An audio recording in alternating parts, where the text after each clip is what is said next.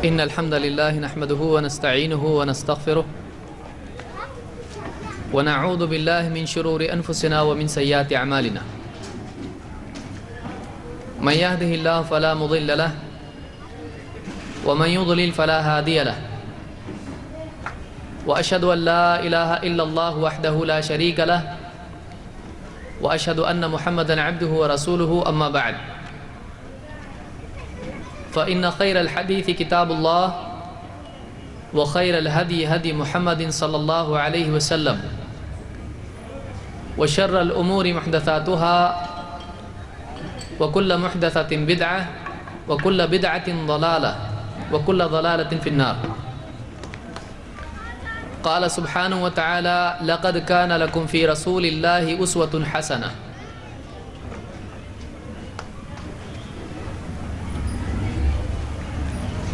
اللہ تعالیٰ نے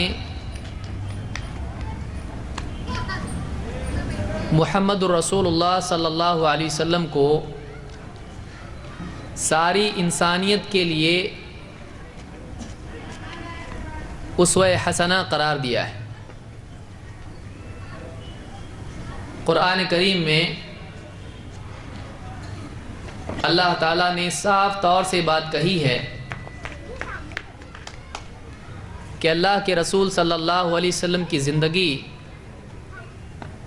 سارے انسانوں کے لیے ایک بہترین نمونہ ہے. انسان اپنے طور پر نہیں جان سکتا ہے کہ صحیح غلط کیا ہے. ایک انسان خود سے فیصلہ نہیں کر سکتا ہے کہ کیا اچھا ہے اور کیا برا ہے. اس فیصلے کے لیے ضروری ہے کہ وہ اللہ تعالیٰ کی طرف سے آئی ہوئی رہبری کی روشنی میں دیکھے، سوچے اور فیصلہ کرے. اللہ کی طرف سے اگر اس کو روشنی نہیں ملتی ہے تو آنکھیں ہونے کے باوجود اندھیرے میں ایک آدمی ٹھوکر کھائے گا. ایک روشنی وہ ہے جو باہر ہے اور ایک روشنی آنکھ کی روشنی ہے، دیکھنے کی قوت، دیکھنے کی صلاحیت. ایک آدمی کے لیے اگر باہر روشنی ہو، اجالا ہو، نور ہو، لیکن اس کی آنکھوں میں نور نہ ہو، اس کی آنکھوں میں دیکھنے کی صلاحیت نہ ہو، تو ایسا آدمی ساری روشنی کے باوجود، سارے نور کے باوجود کچھ بھی دیکھ نہیں پائے گا، کیونکہ خود اس کی آنکھوں میں نور نہیں ہے، بینائی کی طاقت نہیں ہے، دیکھنے کی صلاحیت نہیں ہے. اسی طرح ایک انسان کے پاس آنکھیں تو ہوں لیکن اس کو راستے میں اجالا نہ ملے تو ایسا انسان آنکھیں رکھنے کے باوجود، بینائی کے باوجود، باہر اندھیرا ہونے کی وجہ سے، روشنی نہ مل پانے کی وجہ سے ٹھوکر کھائے گا، گڑھے میں گرے گا. دنیا میں ایسا ہی ہوتا ہے. ایک تو وہ انسان ہے کہ جس کے پاس اللہ کی طرف سے آئی ہوئی روشنی، اللہ کی طرف سے آیا ہوا نور، اللہ کی طرف سے آیا ہوا علم پہنچتا ہے، لیکن اپنے دل کے دروازوں کو وہ بند کر لیتا ہے. جیسے ایک آدمی سورج ہونے کے باوجود اپنی آنکھوں کو بند کر لے تو باہر کا نور، اللہ کی طرف سے آئی ہوئی روشنی اس کے لیے فائدہ مند ثابت نہیں ہوتی ہے، کیونکہ اس نے اپنے دل کے دروازے اس کے لیے بند کر دیے، اس نے اپنے دل کی آنکھیں بند کر لی. دوسرا آدمی وہ ہے جس کے اندر صلاحیت ہے، طلب ہے، لیکن اس کے پاس اللہ کی طرف سے آیا ہوا دین، اللہ کی طرف سے ملنے والی روشنی نہیں ہے. اب یہ آدمی اگر اس روشنی کی غیر موجودگی میں چلنا شروع کرے تو ایسا آدمی بھی ٹھوکر کھاتا ہے. صرف حق کی طلب منزل پہ پہنچنے کے لیے کافی نہیں ہے. بلکہ اسی کے ساتھ ضروری ہے کہ ایک آدمی کے پاس صحیح علم ہو۔ اللہ تعالیٰ نے اپنی طرف سے ایک نبی کو بھیجا جس کی حیثیت اللہ تعالیٰ نے قرآن کریم میں چراغ کی بتائی ہے۔ اِنَّا أَرْسَلْنَاكَ شَاهِدًا وَمُبَشِّرًا وَنَذِيرًا، کہ اے نبی ہم نے آپ کو گواہی دینے والا،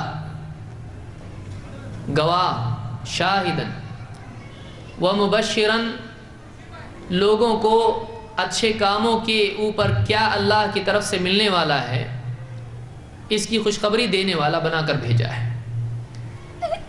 وَنَذِيرًا، برائیوں پر دنیا اور آخرت میں اللہ کی طرف سے جو فیصلے آتے ہیں، برائیوں کا جو برا انجام دنیا اور آخرت میں ہوتا ہے، اس برے انجام سے خبردار کرنے والا بنا کر بھیجا ہے۔ وَدَاعِيًا إِلَى اللَّهِ بِإِذْنِهِ وَسِرَاجًا مُنِيرًا، اور اسی کے ساتھ دو اور باتیں اللہ نے بیان کی۔ وَدَاعِيًا إِلَى اللَّهِ بِإِذْنِهِ، اللہ تعالیٰ نے اپنے حکم سے اللہ کی طرف بلانے والا بنا کر بھیجا ہے۔ وَدَاعِيًا إِلَى اللَّهِ بِإِذْنِهِ، اپنے قول سے لوگوں کو اپنے رب کی طرف، اپنے معبود کی طرف بڑھنے کے لیے دعوت دینے والا بنا کر بھیجا ہے، توحید کی طرف بڑھنے والا بنا کر بھیجا ہے۔ وَدَاعِيًا إِلَى اللَّهِ بِإِذْنِهِ، لیکن صرف یہ نہیں کہ قول کے ذریعے سے آپ دعوت دیتے ہیں، صرف باتیں کرتے ہیں، ایسا نہیں ہے۔ اس لیے کہ دنیا میں بہت سارے ریفارمرز آئے ہیں، دنیا میں بہت سارے لوگ صحیح اور غلط بتانے کے لیے کوشش کرتے رہے ہیں، سماج کی اصلاح کے لیے کئیوں نے اپنی زندگیاں کھپائی ہیں، لیکن بہت سے اصلاح کرنے والے ایسے ہوتے ہیں کہ جن کی زبان میں اصلاح کی بات ہوتی ہے لیکن زندگی خود اس بات کے مطابق نہیں ہوتی ہے۔ کتنے ایسے لوگ ہوں گے کہ جن کی بات اچھی ہوتی ہے لیکن پریکٹیکل ماڈل وہ نہیں ہو پاتے ہیں، وہ عملی نمونہ اپنی دعوت کا نہیں ہوتے ہیں۔ ان کی باتیں لوگ سمجھ پاتے ہیں لیکن ان کی زندگی، ان کی بات کا عملی نمونہ، پریکٹیکل اگزامپل نہیں ہوتی ہے۔ اللہ نے ایسا رسول ہم کو نہیں دیا ہے۔ اللہ نے جو رسول ہم کو دیا اور جس کو اللہ تعالیٰ نے اسوہ حسنہ قرار دیا، اللہ تعالیٰ نے اس کے بارے میں دو باتیں بتائیں کہ آپ ایک طرف تو داعی ہیں، وَدَاعِيًا إِلَى اللَّهِ بِإِذْنِهِ، کہ آپ اللہ کے حکم سے اللہ کی طرف دعوت دینے والے ہیں، اسی کے ساتھ ساتھ وَسِرَاجًا مُنِيرًا، آپ خود، آپ کا وجود، آپ کی حیثیت دنیا والوں کے لیے، انسانیت کے لیے کیا ہے؟ وَسِرَاجًا مُنِيرًا، ایک روشن چراغ۔ سراج کس کو کہتے ہیں؟ چراغ کو کہتے ہیں، لیمپ۔ منیر جو روشنی دیتا ہے، ایک روشنی دینے والا چراغ۔ اللہ تعالیٰ نے آپ کو ایک چراغ کی حیثیت سے کائنات کے سامنے ذکر کیا ہے کہ آپ کا وجود خود روشنی ہے،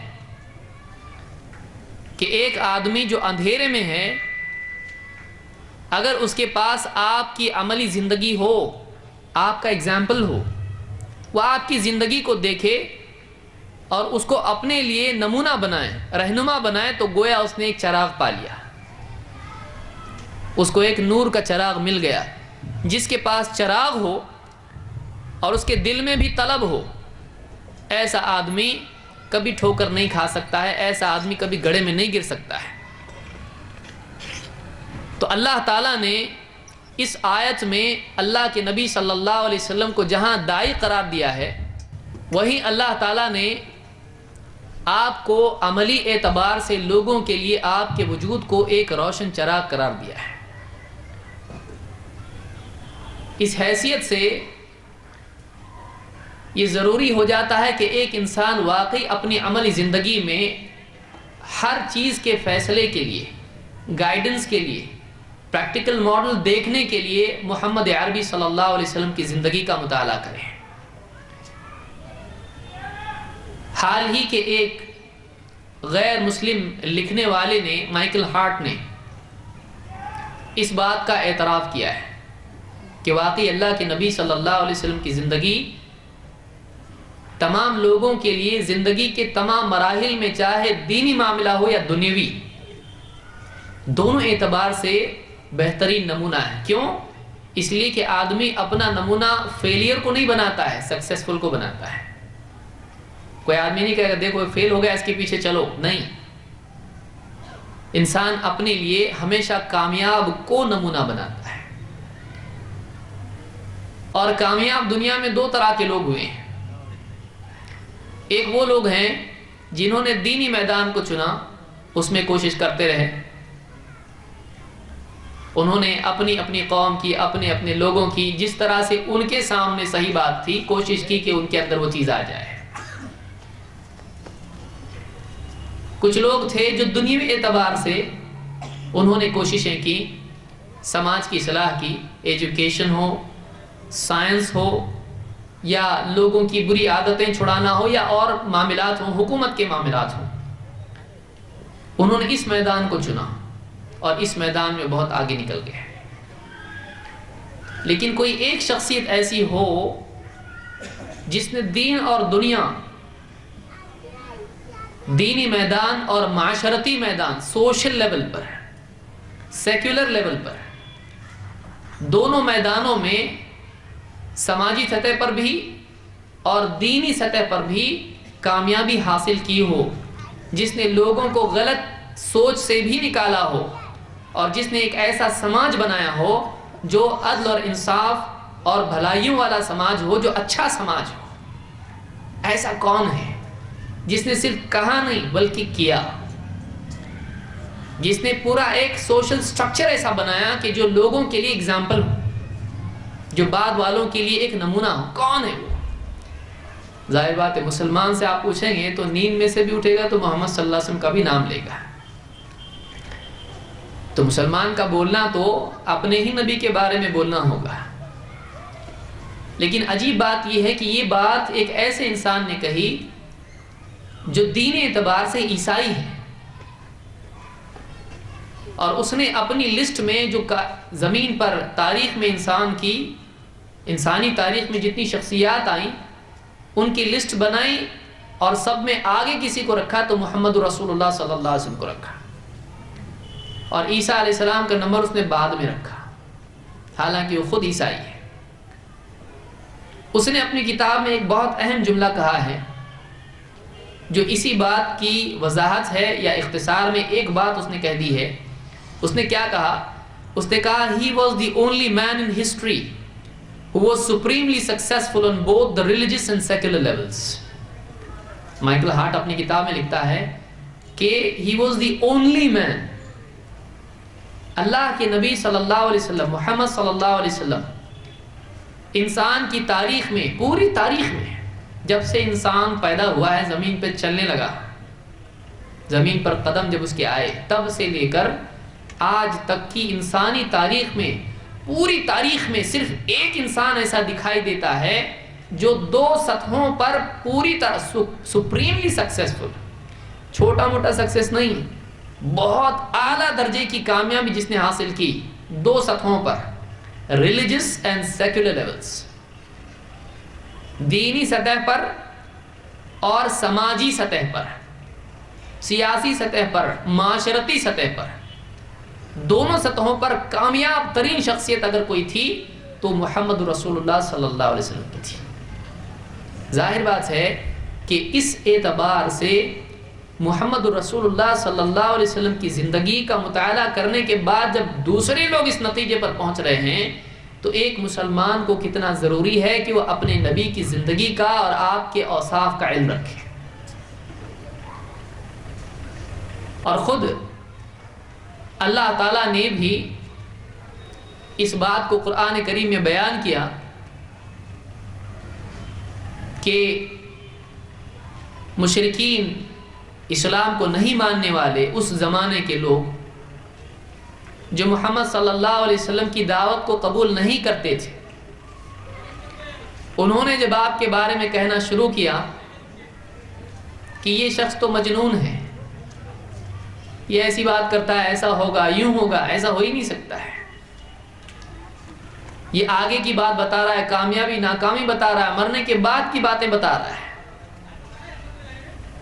یہ تو اکیلا انسان ہے، اس کے ساتھ کچھ کمزور لوگ لگے ہوئے ہیں، یہ کیا انسانیت کا دھارا بدلے گا، یہ کیا انقلاب لائے گا، یہ کیا سماج میں تبدیلی لائے گا، اور اس کی بات صحیح نہیں ہے، ہمارا سماج جو چل رہا ہے جس چیز پر وہ صحیح ہے۔ اللہ کے نبی صلی اللہ علیہ وسلم آج ہمارے لیے تاریخ کا ایک بہت ہی سنہرا باب ہے،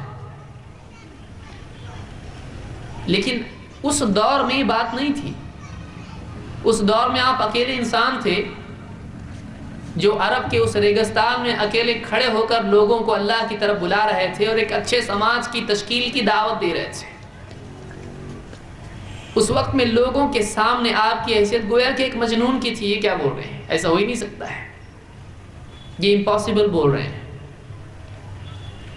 اللہ تعالیٰ نے قرآن کریم میں فرمایا نون والقلم وما یسطرون، نون قسم ہے قلم کی اور اس چیز کی جو لوگ لکھ رہے ہیں، ما انت بنعمت ربک بمجنون، اے نبی آپ اپنے رب کی نعمت سے مجنون تھوڑے ہی ہو، آپ مجنون نہیں ہو، اور وَإِنَّ لَكَ لَأَجْرًا غَيْرَ مَمْنُونَ، اور آپ کے لیے آپ کی اس قربانی پر، آپ کے لوگوں کی ہدایت کے لیے بھاگ دوڑ کرنے پر، لوگوں کے سدھار کی کوشش کے لیے تکلیف اٹھانے پر آپ کو بہت اجر ملنے والا ہے جو کبھی ختم نہیں ہوگا۔ آپ نا امید مت ہوں، لوگ نہیں مانتے کوئی بات نہیں، آپ مجنون نہیں، لوگ آپ کو تانا دے رہے ہیں، لوگ آپ کی بات کو نہیں مان رہے ہیں، آپ کے سر پر مٹی ڈال رہے ہیں، آپ کو دھکے دے رہے ہیں، آپ لوگوں کو اچھا بنانے کی کوشش کر رہے ہیں، لوگ آپ کے ساتھ اور برے بن کے سلوک کر رہے ہیں، آپ مجنون نہیں ہو، اور آپ کو جو تکلیفیں پہنچا رہے ہیں اس پر صبر پر آپ کو اجر ہے، اور وَإِنَّكَ لَعَلَىٰ خُلُقٍ عَظِيمٍ، اے نبی آپ ایک عظیم الشان اخلاق پر قائم ہو، آپ کا اخلاق بڑا عظیم اخلاق ہے۔ یہاں اللہ نے بتایا کہ یہ لوگ آپ کو مجنون کہتے ہیں، یہ لوگ آپ کے اخلاق کو دیکھیں اور اپنی زندگی کو دیکھیں، پاگل تو یہ دکھائی دے رہے ہیں، کیونکہ مجنون کی زندگی ڈسپلن نہیں ہوتی ہے، پیشاب پاخانے کا اس کا کوئی خیال نہیں، زبان سے نکلنے والے الفاظ کا اس کو کوئی احساس نہیں، گالی دے رہا ہے، کیا بول رہا ہے، بڑبڑا رہا ہے، ہاتھ پاؤں سے کیا کر رہا ہے، کسی کے کپڑے چھین رہا ہے، کسی کو پتھر مار رہا ہے، گندگی میں کھیل رہا ہے، اس کو تو کچھ احساس نہیں، نہ اس کی سوچ منظم، نہ اس کے الفاظ منظم، نہ اس کے سوچ صحیح، نہ اس کے الفاظ صحیح، نہ اس کا عمل صحیح، یہ مجنون ہوتا ہے۔ آپ کی زندگی آپ دیکھو، اور جو آپ کو مجنون کہتے ہیں وہ آپ کی زندگی دیکھیں، آپ کتنے اخلاق والے ہو کہ یہ مجنون پاگلوں جیسی حرکت آپ کے ساتھ کر رہے ہیں، لیکن پھر بھی آپ اخلاق پر قائم ہوئے۔ مجنون ایسا تھوڑی ہوتا ہے، مجنون تو یہ ہے۔ وَإِنَّكَ لَعَلَىٰ خُلُقٍ عَظِيمٍ فَسَتُبْصِرُ وَيُبْصِرُونَ بِأَيِّكُمُ الْمَفْتُونُ، ان قریب وقت آئے گا کہ اے نبی آپ بھی دیکھو گے اور یہ بھی دیکھ لیں گے کہ واقعی پاگل کون ہے، واقعی عقل کس کی خراب ہوئی ہے۔ ایک وقت آئے گا کہ سب کے سامنے کھل کے آئے گا کہ کون صحیح ہے اور کون غلط ہے، کون مجنون تھا اور کون نہیں تھا۔ آپ دیکھیے کس دور میں کہا جا رہا ہے، یہ اس دور میں کہا جا رہا ہے جب ابھی آپ کے ماننے والے بڑھے نہیں ہیں، ابھی اسلام ایک انٹرنیشنل ریلیجن نہیں ہے، ابھی تو مکہ کی گھاٹی میں، مکہ کی وادیوں میں، گلی کوچوں میں کچھ لوگ ہیں جو چھپتے چھپاتے لوگوں کو دین کی بات کر رہے ہیں کہ اگر کوئی مل جائے، اگر بلال ہاتھ آ جائے، اگر صحابہ جو گنتی کے صحابہ تھے، عمار بن یاسر یا اسی طرح سے دوسرے لوگ بلال رضی اللہ، اگر ہاتھ آ جائیں تو ان کو عرب کی اس دھوپ میں لٹا کے ان کو پیٹا جائے گا، اتنے کم لوگ ہیں۔ ایسا دور ہے کہ نبی سامنے سے گزر رہا ہے اور نبی کے سامنے ماننے والوں کو ستایا جا رہا ہے، اور نبی کہہ رہا ہے کہ اے آل یاسر صبر کرو، تمہارے لیے بدلہ جنت ہے۔ ایسے دور میں مظلومی کا دور ہے، لیکن اس میں کیا بات کہی جا رہی ہے؟ فَسَتُبْصِرُ وَيُبْصِرُونَ، تم بھی دیکھو گے اے نبی، ایک وقت ہم لائیں گے اور یہ بھی دیکھیں گے جو انکار کر رہے ہیں کہ واقعی پاگل کون تھا، کس نے جہالت کا ڈیسیجن لیا تھا، کس نے غلط کو چنا تھا، کس نے صحیح کو چنا تھا۔ اللہ ایک وقت ایسا لائے گا کہ معلوم ہو جائے گا کہ کس کی بات صحیح تھی اور کس کا عمل صحیح تھا۔ آپ بتائیے، یہ اللہ کے نبی صلی اللہ علیہ وسلم کے اللہ کی طرف سے نبی ہونے کی ایک بہت بڑی دلیل ہے۔ تاریخ میں کتنے لوگ آئے جنہوں نے بہت سارے پریڈکشنز کیے اپنے بارے میں، ہم تو کامیابی ہونے والے ہیں، وقت نے بتایا وہ فیل ہو گئے، چاہے وہ سیاست کا معاملہ ہو، چاہے کوئی اور معاملہ ہو۔ انسان اپنے فیوچر کے بارے میں بہت کچھ کہتا ہے، پریڈکشنز کرتا ہے، بڑے بڑے دعوے کرتا ہے، لیکن فیوچر انسان کے ہاتھ میں نہیں ہوتا ہے، بلکہ اس کو معلوم بھی نہیں ہوتا ہے، اس لیے بہت سارے اندازے غلط نکل آتے ہیں۔ لیکن اگر فیوچر بتانے والا وہ ہو جو فیوچر جانتا ہے اور جس کا فیوچر پہ کنٹرول ہے، اگر وہ کسی کو بھیجے اور کہے کہ دیکھو ہم تمہیں کو غالب کر کے رہیں گے، اس کی بات کبھی غلط نہیں نکلتی ہے۔ اسی لیے اللہ کے نبی صلی اللہ علیہ وسلم نے اس دور میں کہا، اور اللہ نے آپ کو دین جو دیا اس میں اللہ نے قرآن میں بتایا کہ عنقریب لوگ دیکھیں گے کہ کون پاگل ہے، اور یہی بات آج تاریخ نے بتا دیا۔ ایسے کئی لوگ ہیں جنہوں نے اللہ کے نبی صلی اللہ علیہ وسلم کی نبوت کا، آپ کے حق ہونے کا اور آپ کے سپریملی سکسیسفل ہونے کا اعتراف کیا، جس میں سے ایک کا تذکرہ میں نے کیا۔ اور اللہ تعالیٰ نے اس دور سے نکال کر جس میں آپ کو مجنون کہا جاتا تھا، جس میں آپ کو شاعر اور کاہن کہا جاتا تھا، جس میں آپ کو دھکے دیے جاتے تھے، جس میں آپ کے قدموں میں کانٹے بچھائے جاتے تھے، آپ پر قصیدے کسے جاتے تھے، آپ کو مذمم کہا جاتا تھا، حالانکہ آپ کا نام محمد ہے۔ اس دور میں اللہ نے بتایا کہ وَرَفَعْنَا لَكَ ذِكْرَكَ وَرَفَعْنَا لَكَ ذِكْرَكَ، اے نبی ہم نے آپ کے تذکرے کو بلند کر رکھا ہے، آپ کے نام کو اونچائی ہی اونچائی ملنے والی ہے، اور ہمارے ہاں تو آپ کا نام اونچا ہی اونچا ہے۔ وَرَفَعْنَا لَكَ ذِكْرَكَ، اے نبی آپ کے نام کو، آپ کے تذکرے کو، آپ کے منشن کو، آپ کی بات کو ہم نے اونچائی دے رکھی، آپ کی بات اونچی ہو کر رہے گی، آپ کی شخصیت کو آپ کو نہ ماننے والے بھی مانیں گے۔ تاریخ کو کوئی ڈینائی نہیں کر سکتا ہے، بہت ساری باتیں انسان انکار کر سکتا ہے، لیکن جب ایک چیز ہسٹری بن جاتی ہے، وہ ہسٹوریکل ایویڈنس ہوتا ہے کہ واقعی ایسا ہے، تو پھر آدمی اس کا انکار نہیں کر سکتا ہے، وقائع کا انسان انکار نہیں کر سکتا ہے۔ اللہ نے کہا وَرَفَعْنَا لَكَ ذِكْرَكَ، اور عربی زبان میں ایک مقولہ ہے الحق ما شہدت بہ الاعداء، حق وہ ہے جو مخالف کے سر چڑھ کے بولے، مخالف کی بھی زبان سے ملے، نہیں ماننے والے کی زبان سے نکلے گا ہاں بابا صحیح یہی ہے۔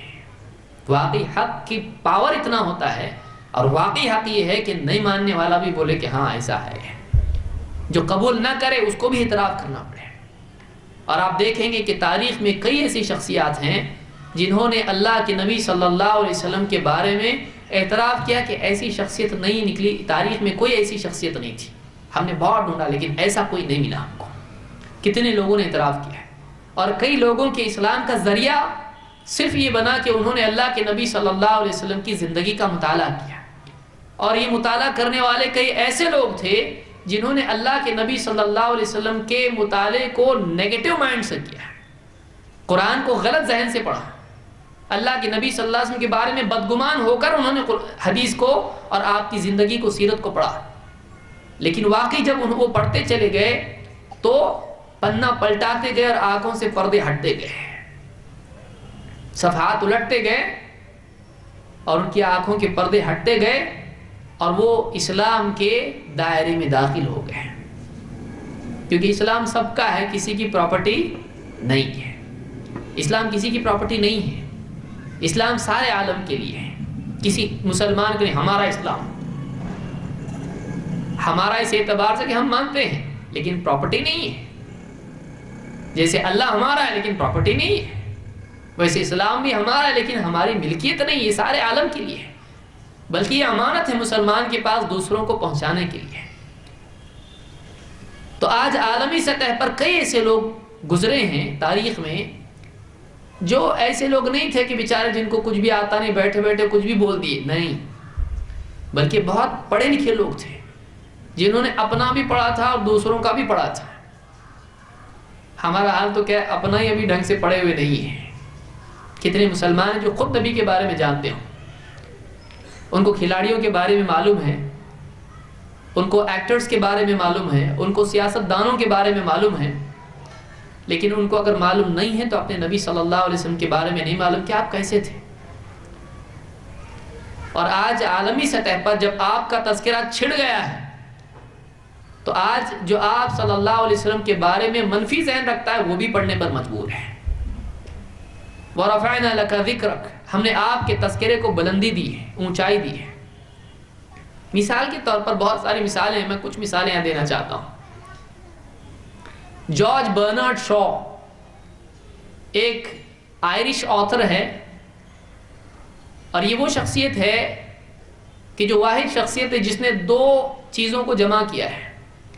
اس کو نوبیل پرائز بھی ملا ہے اور اس کو آسکر بھی ملا ہے۔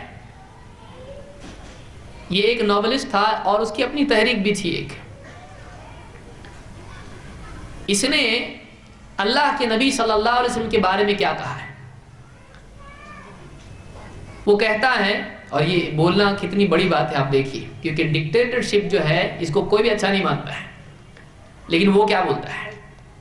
وہ کہتا ہے if a man like Muhammad were to assume the dictatorship of the modern world، اگر ہمیں مان لیں کہ محمد صلی اللہ علیہ وسلم جیسا کوئی انسان ساری دنیا کا ڈکٹیٹر ہوتا، کوئی ایسا انسان، کیسا انسان؟ محمد صلی اللہ علیہ وسلم جیسا۔ اگر فرض کر لو کہ دنیا کو آج ایسا کوئی ڈکٹیٹر مل جاتا جو کیسا ہو؟ محمد صلی اللہ علیہ وسلم جیسا۔ ڈکٹیٹر بولتی ہے آپ کی ذہن میں کون آئے گا؟ ہٹلر، جو اس کی چلے گی کسی اور کی نہیں، اس کو ڈکٹیٹر بولتے ہیں، کسی کی سنے گا نہیں۔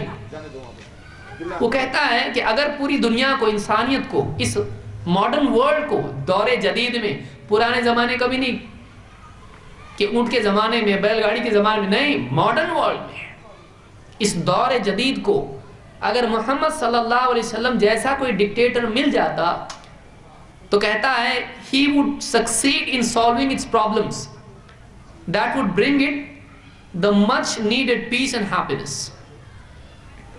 کہتا ہے کہ اگر کوئی ایسا آدمی اپنے کو مل جاتا، کوئی ڈکٹیٹر اس دور میں، تو وہ انسان انسانیت کے مسائل کو اتنی کامیابی سے حل کر دیتا کہ انسانوں کو امن اور خوشحالی نصیب ہو جاتی ہے۔ یعنی ایسا ڈکٹیٹر اگر آج مل جاتا ہم کو تو انسانیت کے مسائل حل ہو جاتے ہیں، اور دو چیزیں ملتی ہیں، ایک امن سماج میں اور ایک خوشحالی ہر انسان کو۔ بتائیں کتنی بڑی بات ہے۔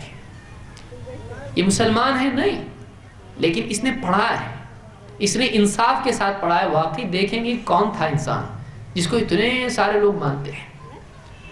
اسی طرح سے آپ دیکھیں کہ اینی بیسنٹ ایک خاتون تھی جو برٹش فیمنزم کی یا جو بھی خواتین کی جو ایکٹیوسٹ تھی وہ، اور ہندوستان میں رہ چکی ہے وہ، اور عورتوں کی آزادی کے لیے اس نے بہت کام کیا ہے اور ہندوستان میں رہ چکی ہے۔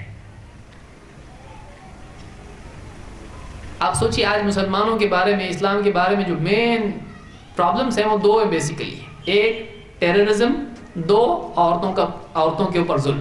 اسی لیے میں دو مثالیں دے رہا ہوں کہ وہ کہتی ہے، اینی بیسنٹ کہتی ہے کہ it is impossible for any one who studies the life and character of the great prophet of Arabia, who knows how he taught and how he lived, to feel anything but reverence for the mighty prophet, one of the great messengers of the Supreme. کہتی ہے کہ جو انسان اللہ کے نبی صلی اللہ علیہ وسلم عرب کے اس عظیم پیغمبر کی زندگی کہ آپ کیسے لوگوں کو سکھاتے تھے اور کیسے آپ جیتے تھے، آپ کی تعلیم اور آپ کی عملی زندگی کو جو بھی انسان پڑھے گا اس کے لیے ناممکن ہے کہ اس کو اپنے دل میں آپ کے بارے میں عظیم احترام کے سوا اور کوئی کیفیت پیدا ہو. یہ ممکن ہی نہیں کہ اپنے دل میں وہ محمد صلی اللہ علیہ وسلم کے لیے عزت اور احترام کے سوا اور کوئی فیلنگ پائے. اس کے دل میں احترام پیدا ہوگا ہی. صرف اس کو کرنا کیا ہے؟ تعصب کا، باعث کا، ضد کا چشمہ اتار کے رکھنا ہے اور انصاف کی آنکھوں سے دل کی آنکھیں کھول کے آپ کی زندگی کو پڑھنا ہے. اس سے اہمیت معلوم ہوتی ہے کہ سیرت کا، محمد صلی اللہ علیہ وسلم کی لائف کا امپیکٹ دعوت پر اور اسلام کے خلاف لوگوں کے ذہنوں کو صاف کرنے میں کتنا اہم رول ہے. کہ اسلام کی سینٹرل پرسنالٹی کون ہے؟ جس نے اسلام دیا ہے وہ کون ہے؟ جب ایک انسان کو دینے والے کے بارے میں علم ہو جاتا ہے تو دی ہوئی چیز کو عزت سے لیتا ہے کہ دینے والا قابل اعتماد ہے، یہ ایک دم پختہ شخصیت ہے، ایک دم پاورفل پرسنالٹی ہے اور یہ قابل اعتماد انسان ہے، بھروسے کے لائق ہے. جب ایسا انسان کو یقین ہو جاتا ہے تو اس کی دی ہوئی چیز کو عزت سے لیتا ہے. تو اسلام کے حامل، اسلام کے دینے والے محمد صلی اللہ علیہ وسلم کی زندگی کا اسلام کے سلسلے میں، اسلام کی دعوت کے سلسلے میں ایک بہت اہم رول ہے اور اس طاقت کو ہم کو سمجھنا ہے کہ آپ صلی اللہ علیہ وسلم کی زندگی، آپ کے اقوال، آپ کے افعال، آپ نے اپنی زندگی کے مرحلوں میں، چاہے وہ مکہ کے دور کی بات ہو یا مدینہ کے دور کی بات ہو، آپ کی دعوت کی شروعات کا دور ہو، ہجرت کا معاملہ ہو، جنگوں کا معاملہ ہو، امن کا معاملہ ہو، یا آپ کا آخری وقت ہو، آپ کی گھر کی زندگی ہو، مسجد کی زندگی ہو، بازار کی زندگی، تجارت کی زندگی ہو، آپ کی تعلیم کا دور ہو، تعلیم کا معاملہ ہو، آپ کی جنگوں کا معاملہ ہو، ان سارے معاملات کو جب آدمی دیکھتا ہے تو یقین اس کو ہو جاتا ہے کہ ایک تو یہ کہ آپ کی زندگی میں اتنے سارے پہلو جمع ہیں. آپ شوہر ہونے کے اعتبار سے آئیڈیل ہیں، آپ باپ ہونے کے اعتبار سے آئیڈیل ہیں، آپ دوست ہونے کے اعتبار سے آئیڈیل ہیں، آپ مالک ہونے کے اعتبار سے، تجارت کرنے کے اعتبار سے آئیڈیل ہیں، آپ حاکم ہونے کے اعتبار سے آئیڈیل ہیں، آپ ٹیچر ہونے کے اعتبار سے آئیڈیل ہیں، دشمن ہونے کے اعتبار سے آئیڈیل ہے کہ کسی کی دشمنی بھی آپ کے ساتھ ہے، آپ کسی کے دشمن ہیں تو بھی آپ کتنے انصاف والے ہیں. آپ ہر دور کے اعتبار سے آئیڈیل ہیں. آپ زندگی کا کوئی پہلو اٹھا کے دیکھو، آپ کو دکھائی دے گا واقعی یہ آئیڈیل چیز ہے، یہ نمونہ آپ کا عمل یہ بہترین چیز ہے جو ہم لے سکتے ہیں اپنی زندگی میں. لیکن افسوس یہ کہ بہت سارے مسلمان آج خود دوسروں کے پلیئرز اور فلاں اس کا جو بھی محبوب ہے، جس کا نام وہ ٹی شرٹ پر لگا کے گھوم رہا ہے، جس کی تصویریں اس کے گھر میں لگی ہوئی ہیں، اسی میں مگن ہے.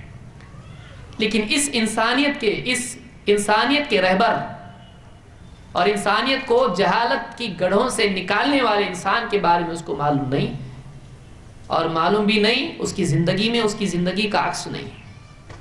اس سے زیادہ مسلمان کے لیے شرمندگی کی چیز کیا ہو سکتی ہے کہ دوسرے بولے ارے ذرا دیکھو تمہارے نبی کتنے اچھے تھے، ذرا تم بھی دیکھو. بتائیے دوسرے مسلمان کو کان پکڑ کے کہیں ذرا اپنے نبی کو دیکھ کے سیکھو کیسا جیتے تھے، اس سے زیادہ شرمندگی کی چیز کیا ہوگی. تو آج یہ ایک بہت اہم نقطہ ہے کہ محمد صلی اللہ علیہ وسلم کی زندگی اور آپ کی سیرت عالمی سطح پر لوگوں کے سامنے رکھنا یہ مسلمانوں کی ذمہ داری ہے. کیونکہ آج اس دور میں جہاں اچھے لوگ ہیں، بہت سارے اچھے لوگ ہیں، وہیں ایسے بھی لوگ ہیں جو اپنے اپنے پرسنل گینز کے لیے، ذاتی مفاد کے لیے اللہ کی نبی صلی اللہ علیہ وسلم کی شخصیت کو کسی نہ کسی اعتبار سے مجروح کرنے کی کوشش کرتے ہیں۔ کوئی کسی ملک میں کھڑا ہو جاتا ہے، کہتا دیکھو یہ ٹیررسٹ ہے، کوئی کارٹون بنا دیتا ہے، کوئی قرآن کے بارے میں کچھ کہہ دیتا ہے کہ اس میں ٹیررزم ہے، کوئی کہتا ہے کہ اسلام میں عورتوں کے بارے میں ایسا ہے، کوئی کہتا ہے اسلام میں یہ چیز ہے۔ اس طرح سے محمد صلی اللہ علیہ وسلم کی بات کو یا آپ کی ذات کو اپنے زعم میں، اپنے گمان میں مجروح کرنے کی کوشش کرتا ہے۔ اور میں سمجھتا ہوں اکثر مقصد یہ ہوتا ہے کہ مسلمانوں کو کسی طرح سے ڈسٹرب کیا جائے اور سماج میں کیوس اور انارکی پیدا کی جائے، سماج کے اندر فساد پیدا کیا جائے، تاکہ مسلمان دعوت کے میدان سے ہٹ کے عداوت کے میدان میں آئیں اور مزید مسلمانوں کے بارے میں میڈیا میں بتانے کا موقع ملے، دیکھو نبی بھی ٹیررسٹ، مسلمان بھی ٹیررسٹ۔ اس پریکٹیکل اگزامپل دیکھو اس کا، کہ دیکھو مسلمان میڈیا میں دکھائی دے رہا ہے، مار پیٹ کر رہے ہیں، چلا رہے ہیں، کیا کچھ نہیں کر رہے ہیں۔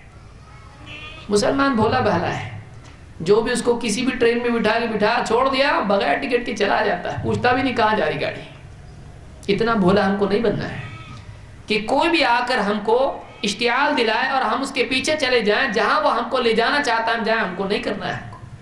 ہم کو ہمارے نبی کے طریقے کو دیکھنا ہے، ہم کو دیکھنا ہے واقعی اسلام کیا سکھاتا ہے، واقعی اسلام کی تعلیمات کیا ہے۔ یہ بہت اہم چیز ہے، اور یہ ذمہ داری ہے ہر مسلمان پر کہ محمد عربی صلی اللہ علیہ وسلم کی تائید وہ کرے، آپ کو سپورٹ کرے، کہ ہر دور میں جب بھی آپ کے بارے میں کوئی ایسی غلط بات کہی جائے اور نبی کو بدنام کرنے کی کوشش کی جائے، وہ پرامن طور پر دلیل کے ساتھ نبی سے اس دھبے کو جس نے اس کو نبی پر لگانے کی کوشش کی ہے اس کو دور کرنے کی کوشش کرے۔ اللہ نے قرآن کریم میں فرمایا کہ فَالَّذِينَ آمَنُوا بِهِ، کہ جو لوگ اس نبی پر ایمان لائیں، وَعَزَّرُوهُ وَنَصَرُوهُ، اور جنہوں نے اس نبی کو سپورٹ کیا، اس کی تائید کی، اس کو بیکنگ دی، عزروہ، اس کی تعظیم کی، اس کی عزت کے لیے دفاع کیا، ڈیفینس کیا، عزروہ ونصروہ، اس نبی کے مقصد میں اس نبی کی مدد کی۔ اللہ تعالیٰ فرماتا ہے وَاتَّبَعُوا النُّورَ الَّذِي أُنزِلَ مَعَهُ، اور انہوں نے اس نور کی اتباع کی جو اس نبی کے ساتھ نازل ہوا ہے، قرآن، اور اس قرآن کی تشریح، فہم، اس کا انڈرسٹینڈنگ، کہ ایک تو یہ کہ اس نبی کو سپورٹ کیا، ڈیفنس کیا اس نبی کا، دو اس نبی کی مدد کی اس کے مقاصد میں، اور تین اس نبی کی تعلیمات اور وہ نور جو آیا ہے اس کو فالو کیا۔ تین کام کرنے ہیں۔ ایک آپ کے بارے میں کسی نے غلط بات کہی، ڈیفنس کرے، نہیں ایسا نہیں ایسا ہے، آج تو مسلمان کو خود معلوم نہیں، ایسا نہیں تو پھر کیسا ہے، بولے وہ دیکھنا پڑے گا، ایسا نہیں تو کیسا ہے، اس کو نہیں معلوم ہے تو کیسے ڈیفنس کرے گا۔ کوئی آدمی کسی کے بارے میں جانتا ہی نہیں واقع ہوا کیا ہے، اور کہ ایسا نہیں ہوا، کہ پھر بتاؤ کیسا ہوا، بولے میں تھا ہی نہیں ادھر، معلوم ہی نہیں کیسا، تو تجھ کو معلوم نہیں تو کیسا کہہ سکتا ہے ایسا نہیں ہوا۔ تو جس کو علم نہیں ہے وہ گواہ بن سکتا ہے کیا؟ جس کو معلوم ہی نہیں ہے وہ وٹنس کیسے بن سکتا ہے؟ تو یہاں پر ایک آدمی مسلمان کے لیے کہا کہ جن لوگوں نے اس نبی پر ایمان لایا، نمبر ایک، نمبر دو اس کی تائید کی، دفاع کیا نبی کا، عزت کے خلاف جنہوں نے کہا اس کا دفاع کیا، اور تین، اور اس نبی کی تعلیمات میں مقصد میں اس نبی کی مدد کی، اور چار جو نور لے کر یہ پیغمبر آئے ہیں اس نور کو خود بھی فالو کیا۔ اللہ تعالیٰ ان کے بارے میں فرماتا ہے اولئک هم المفلحون، یہی لوگ ہیں جو کامیاب ہونے والے ہیں۔ کامیابی کے لیے کیا کرنا پڑے گا؟ ہر دور میں نبی کریم صلی اللہ علیہ وسلم پر ایمان لانا پڑے گا، آپ کی عزت، آپ کی شخصیت کا دفاع کرنا پڑے گا، آپ کے مقصد کو سپورٹ کرنا پڑے گا، مدد کرنی پڑے گی اس دعوت کے پھیلنے میں، اور جو نور آپ لے کر آئے ہیں صرف دوسروں کو نہیں بلکہ خود بھی اس پر عمل کرنا پڑے گا۔ جو آدمی یہ کرے گا، اللہ تعالیٰ نے فرمایا کہ یہ لوگ ہیں جو کامیاب ہونے والے ہیں۔ دیکھیے چار چیزوں میں اللہ نے ساری چیزوں کو جمع کر دیا ہے، ایمان، عمل اور دعوت۔ مثبت اور ڈیفنس دونوں کو جمع کر دیا جائے. یہ آج ہماری ذمہ داری ہے. یہ قرآن کریم میں سورہ الاعراف میں آیت نمبر 157 میں اللہ تعالیٰ نے کہا ہے. آئیے دیکھتے ہیں کہ اللہ کے نبی صلی اللہ علیہ وسلم کی زندگی، پوری سیرت، نہ وقت ہے نہ استعداد ہے اور نہ اتنا ہمارے پاس، یعنی آپ لوگوں کے پاس بھی اتنا سننے کی طاقت ہے، کیونکہ اللہ کے نبی صلی اللہ علیہ وسلم کی زندگی ایک وسیع عرصہ ہے جس میں بہت سارے واقعات ہوئے ہیں. اس لیے ہم کوشش کریں گے اس گفتگو میں اور اس مختصر سے وقت میں ہم کوشش کریں گے کہ اللہ کے نبی صلی اللہ علیہ وسلم کی زندگی کے بعض واقعات کو ہم لیں اور ان واقعات سے آپ کی شخصیت، آپ کی پرسنالٹی، آپ کی سوچ کا لیول، آپ کی زندگی کا لیول ہم سمجھنے کی کوشش کریں. ہماری اتنی اوقات نہیں ہے لیکن ہم اپنی اوقات کے اعتبار سے تو کوشش کر سکتے ہیں. ہمارے نبی صلی اللہ علیہ وسلم بہت اونچے ہیں لیکن ہم اپنی استعداد کے مطابق، اپنے قد کے مطابق، اپنی جو اللہ نے جو کچھ بصیرت ہم کو دی ہے اس کے مطابق ہم تھوڑا سمجھنے کی کوشش کر سکتے ہیں. ایک بہت ہی اونچی شخصیت کے بارے میں ہم جیسے گرے پڑے لوگ دیکھنے کی کوشش کریں. اللہ کی توفیق سے بہت ممکن ہے ہماری سمجھ میں بھی آ جائے. اللہ ہم کو بھی توفیق دے دے. سب سے پہلی چیز جو اللہ کے نبی صلی اللہ علیہ وسلم کی زندگی میں ملتی ہے وہ ہے مقصد کے لیے اپنے آپ کو ڈیڈیکیٹ کرنا. اور یہ اعلیٰ اقدار میں سے بہت اونچی چیز ہے. انسان کی شخصیت کے بہت اونچے یعنی باتوں میں سے ہوتی ہے کہ ایک انسان جب ایک مقصد پا لے تو اپنی زندگی کو اس کے لیے ڈیڈیکیٹ کرے اور ساری رکاوٹوں اور پریشانیوں کے باوجود وہ آگے بڑھتا رہے. وہ مشتعل نہیں ہو، اس کو مخالفت، اس کو تکلیفیں، مسائل، پریشانیاں اس کو مقصد سے پھیر نہ سکیں، نہ اس کے کیریکٹر میں بگاڑ پیدا ہو. کیونکہ بہت سارے لوگ اچھا کام کرنے جاتے ہیں، جب سماج ان کو قبول نہیں کرتا ہے تو سماج کے دشمن بن جاتے ہیں. ایسا ہوتا ہے. اچھا کرنے گئے، سامنے والے نے اچھا نہیں کیا، سراہا نہیں، بلکہ الٹا وہ دشمن ہو گیا تو یہ اس سے بڑا برا بن جاتا ہے. تو اب اللہ کے نبی صلی اللہ علیہ وسلم کو آپ دیکھیں. ایک صحابی کہتے ہیں میں نے اللہ کے رسول، اب میں ساری روایتیں بیان کروں بہت وقت لگے گا، بہت کم وقت میرے پاس ہے، یہ منٹ گن گن کے بات کرنا پڑتا ہے. ایک صحابی کہتے ہیں میں نے اللہ کے رسول صلی اللہ علیہ وسلم کو ذو المجاز کے بازار میں دیکھا ہے. شروع کے دور میں جب آپ دعوت دیتے تھے، آپ لوگوں کی بھیڑ کے بیچ میں سے جا رہے تھے. بازار ہے، بھیڑ ہے، لوگ ہیں، اور وہ کیسی قوم تھی اپنے مخالف کے لیے زبان کم تلوار زیادہ استعمال کرتی تھی. ان کی زبان سے زیادہ ان کی تلوار چلتی تھی. اس بھیڑ میں آپ جا رہے ہیں، اکیلا انسان، اور آپ کہتے جا رہے ہیں لوگوں لا الہ الا اللہ کو قبول کر لو، اس کا اقرار کرو، تم کامیاب ہو جاؤ گے. آپ لوگوں کو یہ کہتے جا رہے ہیں، عام مجمع بھیڑ میں آپ کہہ رہے ہیں لوگوں لا الہ الا اللہ کا اقرار کرو، تم کامیاب ہو جاؤ گے، تمہاری کامیابی اس میں ہے. ایک اللہ کو مانو، ایک معبود کو تسلیم کر لو. اور کہتے میں نے دیکھا آپ کے پیچھے ایک آدمی چل رہا ہے، ابو جہل، اور وہ کیا کر رہا ہے؟ مٹی لے کر آپ کے سر پہ ڈال رہا ہے اور کہہ رہا ہے لوگوں اس کی باتوں میں مت آنا، اس آدمی کی باتوں میں مت آنا، یہ تم کو اپنے معبودوں کا مخالف بنانا چاہتا ہے، تم کو تمہارے معبودوں سے دور کرنا چاہتا ہے. اور اللہ کے نبی صلی اللہ علیہ وسلم ہے کہ اس کی طرف دھیان نہیں دیتے ہیں، بلکہ آپ صلی اللہ علیہ وسلم مستقل مسلسل اپنی دعوت دیے جا رہے ہیں. آپ لوگوں سے کہہ رہے ہیں لوگوں لا الہ الا اللہ کہو تم کامیاب ہو جاؤ گے. وہ پیچھے سے کہہ رہا ہے اس کی بات مت ماننا، اس کی بات مت ماننا. اور آپ کو غصہ دلانے کے لیے، لوگوں میں آپ کا انسلٹ کرنے کے لیے کیا کر رہا ہے؟ سر پہ مٹی ڈال رہا ہے. اور صحابی کہتے ہیں کہ اللہ کے رسول صلی اللہ علیہ وسلم اس کی طرف بالکل دھیان نہیں دیتے تھے. یہاں آپ کا صبر، اپنے مقصد کے لیے ڈیڈیکیشن اور باریک بینی، گہرائی کے ساتھ معاملے کو سوچنا، सिचुएशन की संगीनी को समझना, इससे आपके बारे में मालूम होता है। आप बताइए, आप अगर भलाई के लिए लोगों के लिए कुछ करें और आपके सर पे कोई मिट्टी डाले, आप क्या करेंगे?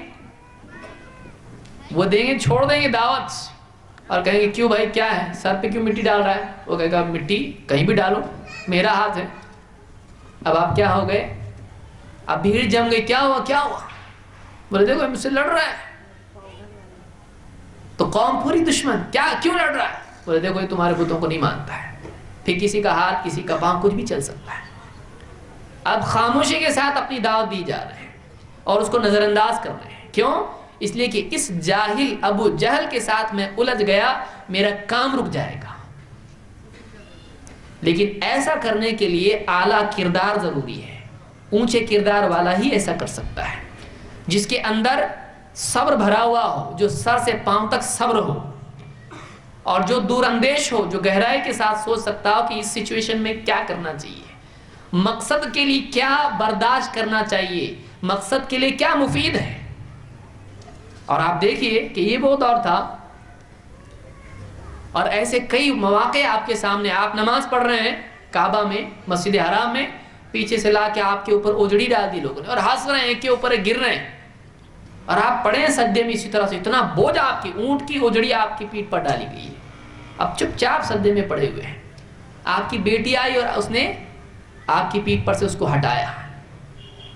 कोई आपके चेहरे पर थूक रहा है, कोई आपको धक्के दे रहा है, कोई कह रहा है मुझको चेहरा भी नहीं देखना है आपका, जाओ यहां से, क्यों सताते हो हमको बार बार। लेकिन अल्लाह के नबी सल्लल्लाहु अलैहि वसल्लम हैं कि 13 साल तक मक्का की उस धूप में आप उस धूप को बर्दाश्त करते रहे। आपके लिए धूप बर्दाश्त करना बड़ी चीज नहीं थी। दिन में, रात में, किसी के पास अकेले जा रहे हैं, कभी मजमू में जा रहे हैं, किसी को समझा रहे हैं, कोई बदसलूकी कर रहा है, कोई क्या, लेकिन अपना मकसद नहीं छोड़ा। ऐसा ही इंसान कामयाब होता है। और आप देखिए 23 साल का छोटा सा अरसा है कि वो लोग जो आपको मस्जिद हराम में नमाज के वक्त में नमाज के लिए पढ़ने के लिए नमाज पढ़ने नहीं दे रहे थे। एक वक्त ऐसा आया कि आप बगैर जंग के मक्का में दाखिल हुए, मस्जिद हराम में दाखिल हो गए, और किसी में मजाल नहीं थी कि आपकी मुखालिफत करे, सब अपने अपने घरों में चले गए। इतनी ताकत 23 सालों में आपके पास, उससे भी कम वक्त में आ गई थी।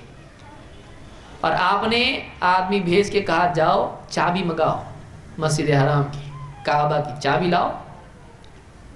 और सहाबी थे जो पहले मुसलमान नहीं थे उस वक्त तक, चाबी ले आए। आपने चाबी ली और खोला, नमाज पढ़ी, और आपने चाबी बाद में उन्हीं के हवाले की। तुम्हारे हाथ में थी ना चाबी, तुम्हारे हाथ में थी, तुम्हारे ही हाथ में हम रखेंगे। एक वक्त वो आया कि आपको बगैर जंग के, बगैर लड़ाई के सब कुछ आपके हाथ में आ गया।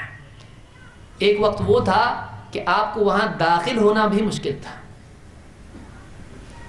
तो अल्लाह के नबी सल्लल्लाहु अलैहि वसल्लम अपने मकसद से जुड़े रहे, हिम्मत आपने नहीं हारी। हर एतबार से आपकी बच्चियों को तलाक दिया गया, किसी को कत्ल किया गया, आपकी माश बर्बाद हो गई, आपकी बैठक मुश्किल हो गई, समाज के अंदर बैठना मुश्किल हो गया।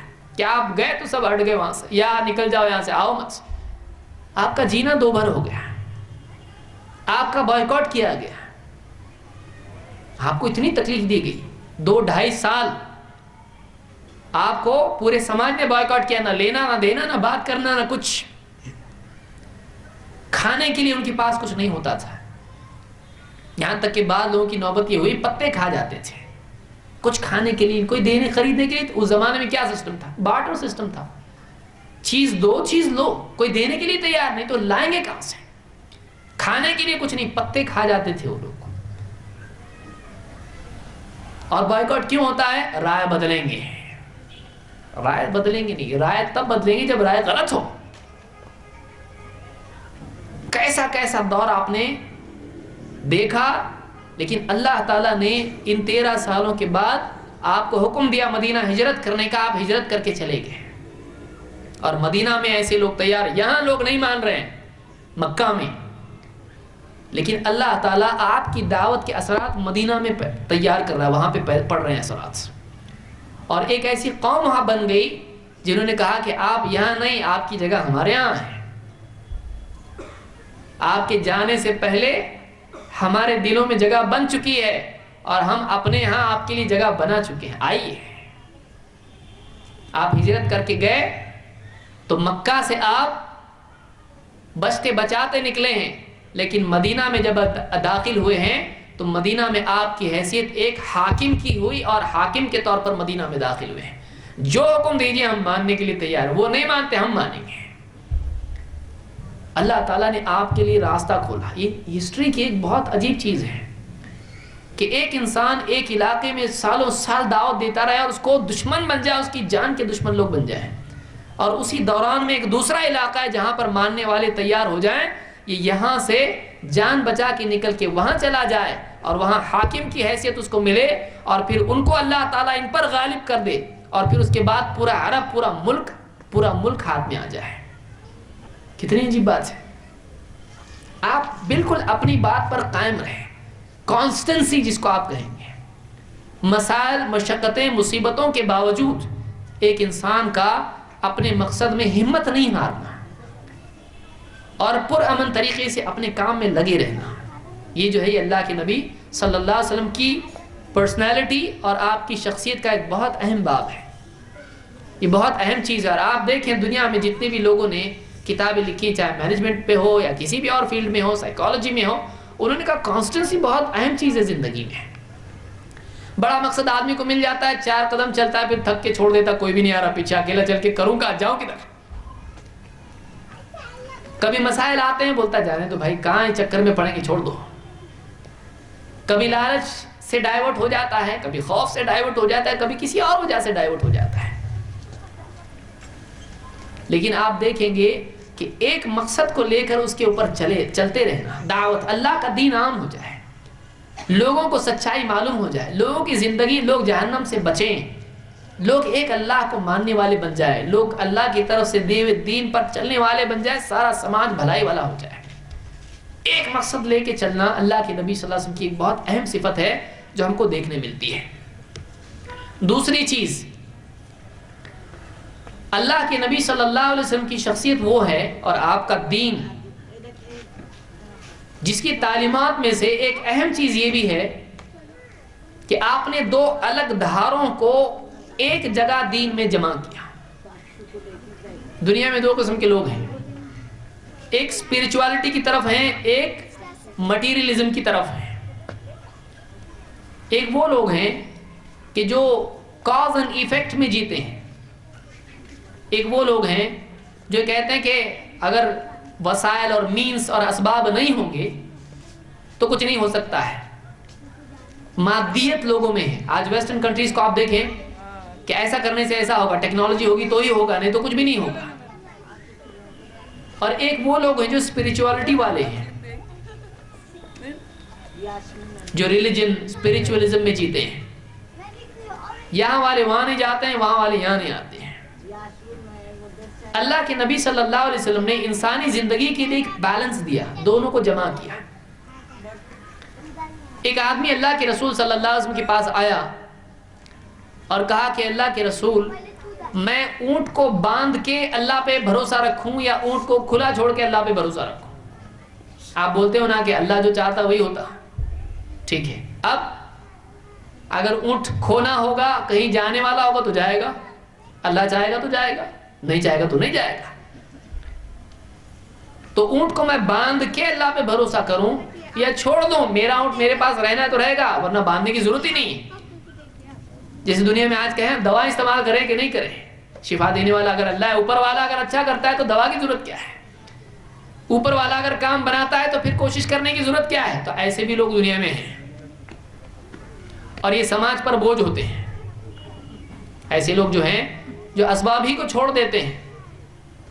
باپ کہہ رہا ہے کام پہ جا، بڑا اوپر والا دینے والا ہوگا تو دے گا، نہیں تو نہیں دے ہوگا، ٹھیک ہے پھر میں بھی نہیں جاتا، ہانڈی پکے گی تو چاہے گا تو پکے گی۔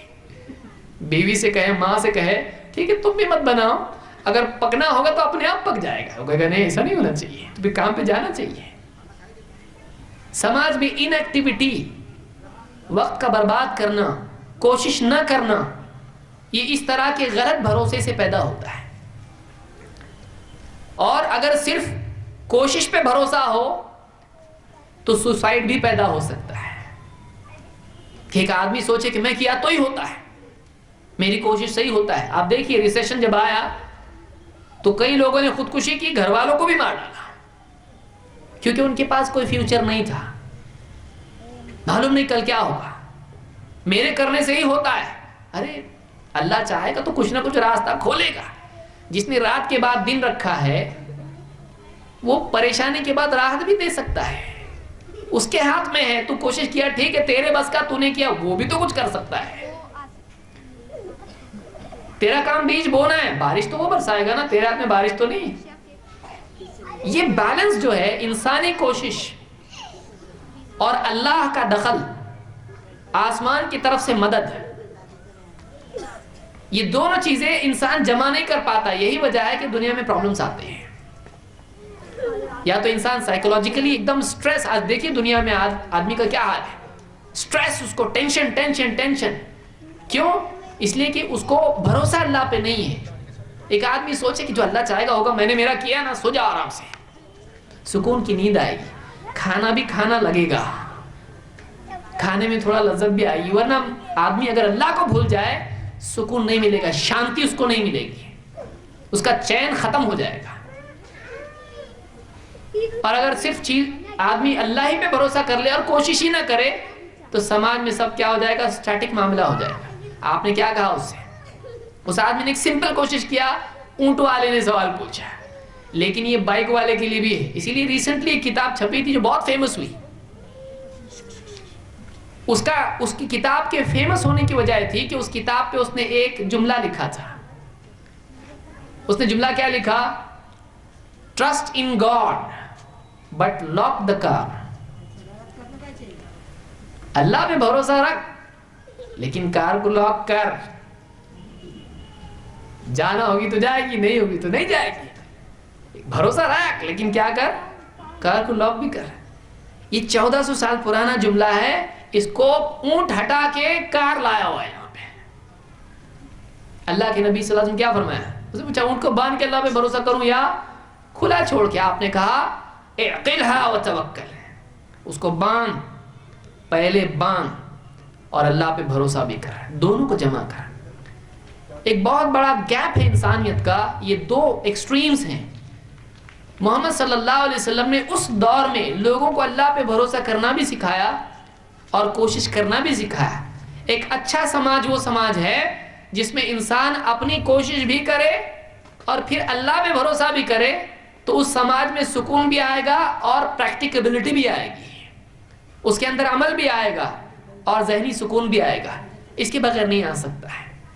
دو میں سے ایک مصیبت آئے گی اس میں, یا تو بے عملی آئے گی, کام چور پن آئے گا, یا پھر اس سماج کے اندر بے چینی آئے گی. یہ دونوں میں سے کچھ نہ کچھ آ سکتا ہے. یہ دوسری چیز ہے اللہ کے نبی صلی اللہ علیہ وسلم کی تعلیمات کا, اللہ پر بھروسہ اور اپنی کوشش کر لینا. 3, اللہ کے نبی صلی اللہ علیہ وسلم کی سیرت میں ایک اہم چیز یہ بھی ملتی ہے کہ آپ صلی اللہ علیہ وسلم اگرچہ خود امی تھے, پڑھنا لکھنا آپ کو نہیں آتا تھا, اور اللہ نے خاص طور سے رکھا آپ کو ایسا. وَمَا كُنْتَ تَتْلُو مِنْ قَبْلِهِ مِنْ كِتَابٍ وَلَا تَخُطُّهُ بِيَمِينِكَ إِذًا لَارْتَابَ الْمُبْطِلُونَ. اے نبی, آپ اس سے پہلے کتابیں پڑھنے والے تو تھے نہیں, اور نہ آپ اپنے ہاتھ سے کچھ لکھا کرتے تھے, دائیں ہاتھ سے آپ لکھنا پڑھنا نہیں جانتے تھے. اگر ایسا ہوتا کہ آپ لکھتے پڑھتے ہوتے تو شک میں پڑے ہوئے لوگ اور شک میں پڑ جاتے ہیں. اذا لارتاب المبطلون, کہ شک میں پڑ جاتے, کہیں انہوں نے کہیں اور سے تو کاپی نہیں کیا ہے, کہیں بائبل سے تو کاپی نہیں کیا ہے, یہود و نصارہ سے تو سن نہیں لیا کہ نبی آنے والا ہے تو خود ہی دعویٰ کر دیا. آپ کو تو نہیں معلوم تھا کچھ بھی, آپ پڑھے لکھے نہیں تھے, لیکن آپ وہ باتیں بتاتے تھے جو اہل کتاب یہود, جوز اور کرسچنز کی بکس میں چھپے ہوئے تھے, جو لوگوں کو نہیں معلوم تھا. کیونکہ آپ کو اللہ کی طرف سے جبریل آ کے بتاتے تھے, آپ بولتے تھے کھول کتاب دیکھو اس کے اندر ہے. جو لوگوں کو معلوم, ان کے لوگوں کو معلوم نہیں تھا. کوئی بول سکتا نہیں ان کے پاس ہوگی بائبل, پڑھے ہوں گے, وہ تو ان کو پڑھنا بھی نہیں آتا ہے, پھر کہاں سے بتا رہی ہے؟ جس کو انہوں نے چھپا کے رکھا آپ بتایا کرتے تھے. تو آپ امی تھے، لیکن آپ نے قوم کی ایجوکیشن کی فکر کی، جس میں افسوس ہے کہ آج مسلمان دیکھیے رپورٹس جو بھی آ رہی ہیں اس میں مسلمان ایک دم بیکورڈ ایجوکیشن میں۔ آپ صلی اللہ علیہ وسلم نے اس دور میں جو جاہلیت کا دور تھا، جس میں لوگ پڑھے ہوئے نہیں تھے، جب اسلام کا دور آیا تو آپ نے لوگوں کو تعلیم کی اہمیت سکھائی، اور اس کی اہمیت سکھانے کے لیے آپ نے ایک بہت بڑا قدم اٹھایا۔ بدر کی جنگ ہے جو تقریباً پہلی جنگ مانی جاتی ہے کہ واقعی جو جنگ ہوئی، بدر کی جنگ میں کچھ قیدی پکڑے گئے دشمنوں کی طرف سے، کچھ قیدی مسلمانوں کے ہاتھ میں آئے۔ اس زمانے کا دستور تھا کہ جس کو آزاد ہونا ہے وہ اپنے پاس کا مال دے کر میری جان چھوڑ دو، یا کوئی اور آئے کہے ہمارا آدمی دے دو ہم کو واپس، اس کے بدلے میں اتنا مال لے لو، اتنے اونٹ لو، اتنے دینار لو، درہم لے لو، چھوڑ دو ہمارا آدمی ہے۔ اس کو فدیہ کہتے ہیں۔ کچھ لوگ ایسے تھے جن کو فدیہ دینے کے لیے ان کے پاس بھی کچھ نہیں تھا، اور ان کا کوئی آدمی آیا بھی نہیں فدیہ دینے کے لیے۔ اللہ کے نبی صلی اللہ علیہ وسلم نے دیکھا ان کے پاس یہ پڑھے لکھے لوگ ہیں، ان کو پڑھنا لکھنا آتا ہے۔ آپ نے ان کے سامنے ایک کنڈیشن رکھی، ٹھیک ہے میں تم کو دشمن ہے، جنگ میں لڑنے کے لیے آئے تھے، آپ نے کنڈیشن رکھی ٹھیک ہے تم کو ہم آزاد کریں گے، تم کو چھوڑیں گے، قتل نہیں کریں گے۔ اور سوچیں وہ لوگ جو آپ کے بارے میں کہتے ہیں کہ ٹیررسٹ ہیں، قتل کر دیتے ان کو۔ آپ نے کتنا بڑا قدم اٹھایا، آپ نے کہا ٹھیک ہے ہم تم کو چھوڑیں گے، لیکن کس شرط پر؟ اس شرط پر کہ تم انصار کے جو بچے ہیں ان بچوں کو لکھنا پڑھنا سکھاؤ۔ تمہارے پاس نالج ہے، تمہارے پاس ایجوکیشن ہے، تمہارے پاس لٹریسی ہے، ٹھیک ہے تم ہمارے بچوں کو لٹریٹ بناؤ، ہم تم کو چھوڑ دیں گے۔ ایجوکیشن کی اتنی قیمت ہے اسلام میں کہ دشمن قوم سے بھی اس کو لیا جا سکتا ہے۔ اسلام اتنا کھلے دل والا ہے کہ اگر ایک ایسی قوم ہے جو دشمن ہے مسلمانوں کی، اتنی دشمن کے تلوار لے کے مارنے آئی تھی لیکن پکڑی گئی، وہ اس کا علم اتنا قیمتی، اگر وہ مسلمانوں کے لیے مفید ہے تو آپ نے پریکٹیکل اگزامپل دیا کہ ہمارے بچے تمہارے پاس پڑھیں گے، تم ان کو پڑھنا لکھنا سکھاؤ۔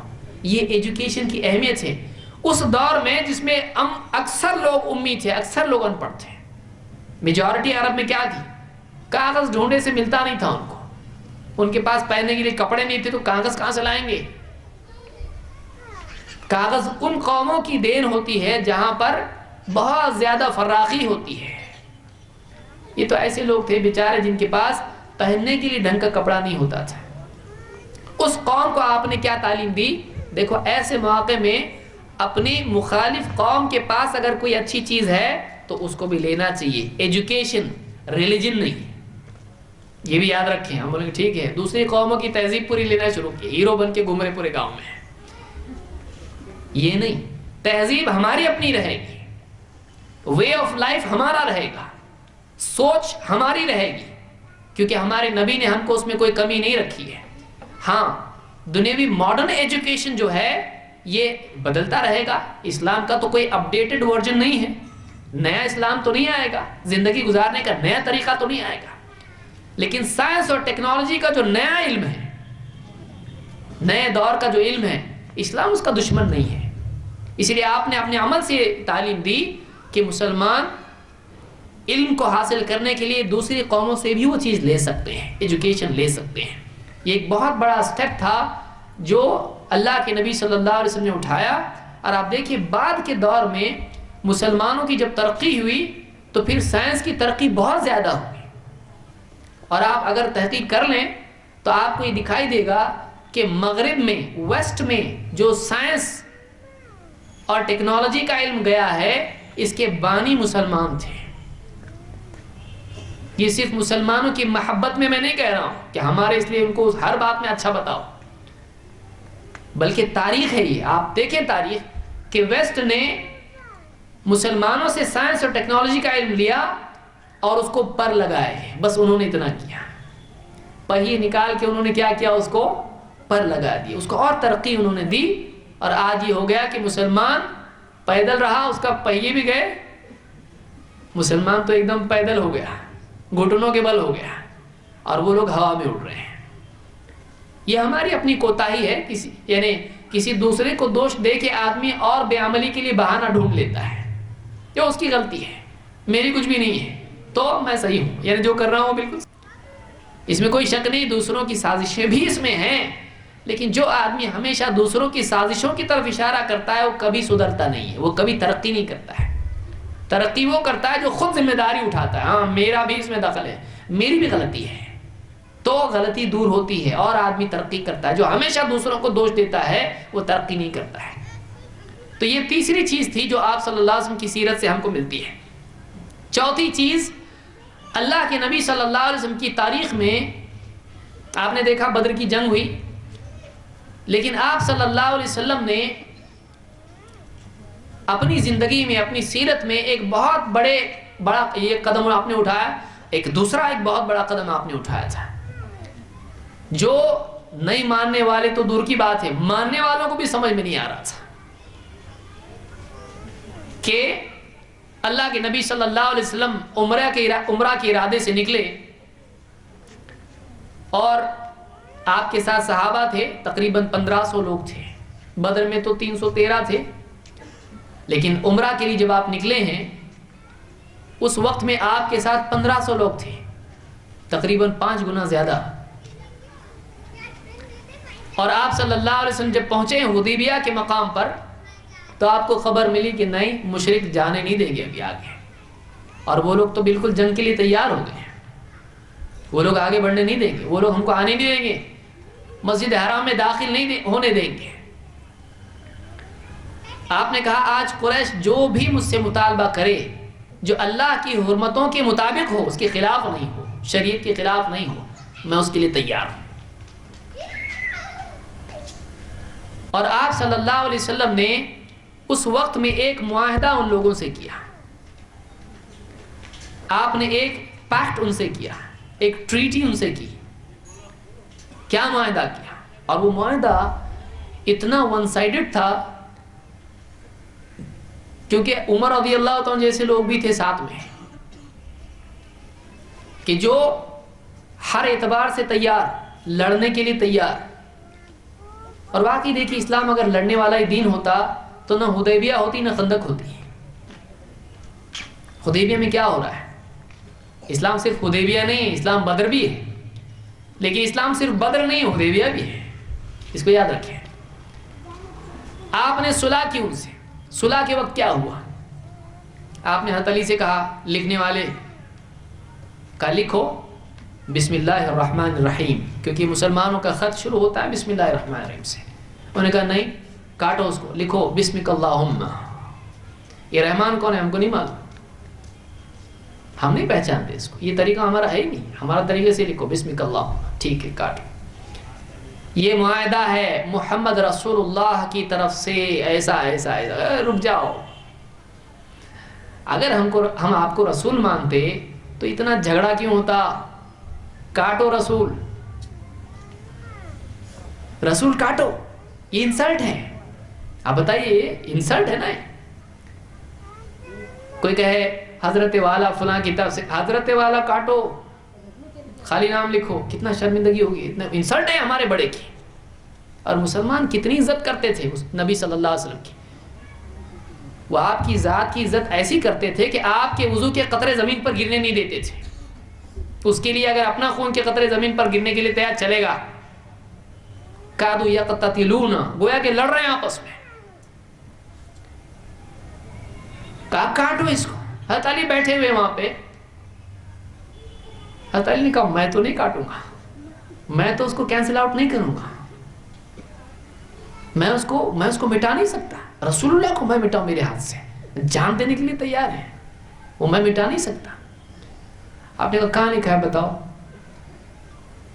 انگلی رکھو، کہاں لکھا ہے رسول اللہ، کہاں لکھا؟ انہوں نے انگلی رکھ کے بتایا۔ آپ نے اللہ تعالیٰ ادھر اپنے ہاتھ سے کاٹا اس کو۔ سارے عالمین کے لیے رحمت، اللہ کی طرف سے آفیشلی اپوائنٹڈ خاتم النبیین، جو مکہ میں نبیوں کی امامت کر چکے ہیں، اپنے ہاتھ سے رسول اللہ کو کٹ کیا۔ کیا شرط ہوگی؟ کا شرط یہ ہوگی کہ ابھی جیسے آئے ویسے واپس جاؤ، عمرہ کے لیے آئے آپ لوگ؟ ہاں نہیں، اس سال نہیں، ابھی جانے کا، بعد میں آنے کا، ابھی نہیں، اس سال نہیں کرنے دیں گے عمرہ، اگلے سال آؤ۔ اور اگلے سال آؤ گے تو تمہاری مرضی سے مدت اتنی کتنی رکیں گے؟ نہیں، جتنے دن چاہیں گے ایسا رک سکتے نہیں، یہ ہماری ٹیریٹری ہے، 3 دن سے زیادہ نہیں رکنے کا، 3 دن سے زیادہ تم نہیں رک سکتے۔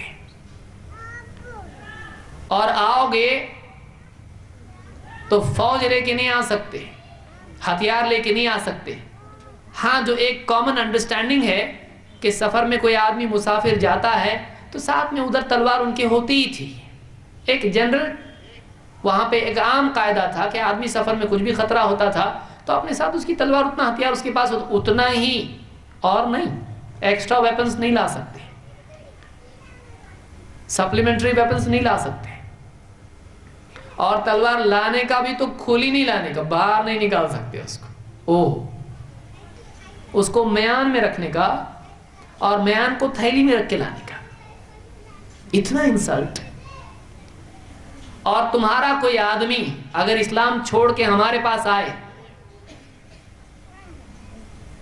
اور ہمارا کوئی تمہارے پاس آئے تو قاعدہ کیا ہے؟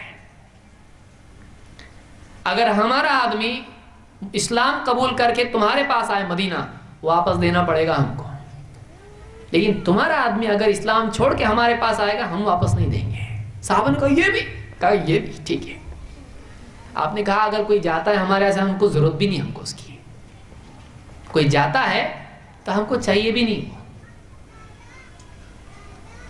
اسی دوران میں ایک صحابی آئے، ابو جندل، اور دوسرے بھی نام آئے ہیں، ابو بصیر۔ تو آپ نے کہا ابھی تو لکھا جا رہا ہے نا، یہ آدمی ہم کو دے دو، چلو تم اپنی طرف سے دے دو، ایک تمہاری طرف سے ایک گفٹ ہم کو دے دو۔ ابھی پورا فائنل سیل نہیں لگی، بات پوری نہیں ہوئی، کچھ ہوا نہیں نا، چل رہا ہے ابھی تو چلنے دو، ٹریفک ادھر کا ادھر آنا چاہ رہے ہیں، آنے دو اس کو ادھر، جب لکھ لیں گے تب پھر ٹھیک ہے اس کو نافذ کریں گے، ابھی نافذ تو نہیں ہوا ہے نا۔ نہیں کہا ابھی نہیں دے سکتے، ابھی یہاں تو لکھ دیا اس کو، اگرچہ سائن نہیں ہوا ہے، ابھی مہر نہیں لگی ہے، ابھی نہیں، ختم، واپس لو اس کو۔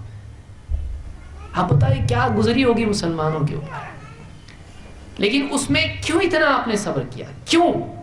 وجہ یہ تھی کہ آپ کو اس میں ایک چیز منوانی تھی صرف۔ کیا چیز تھی وہ؟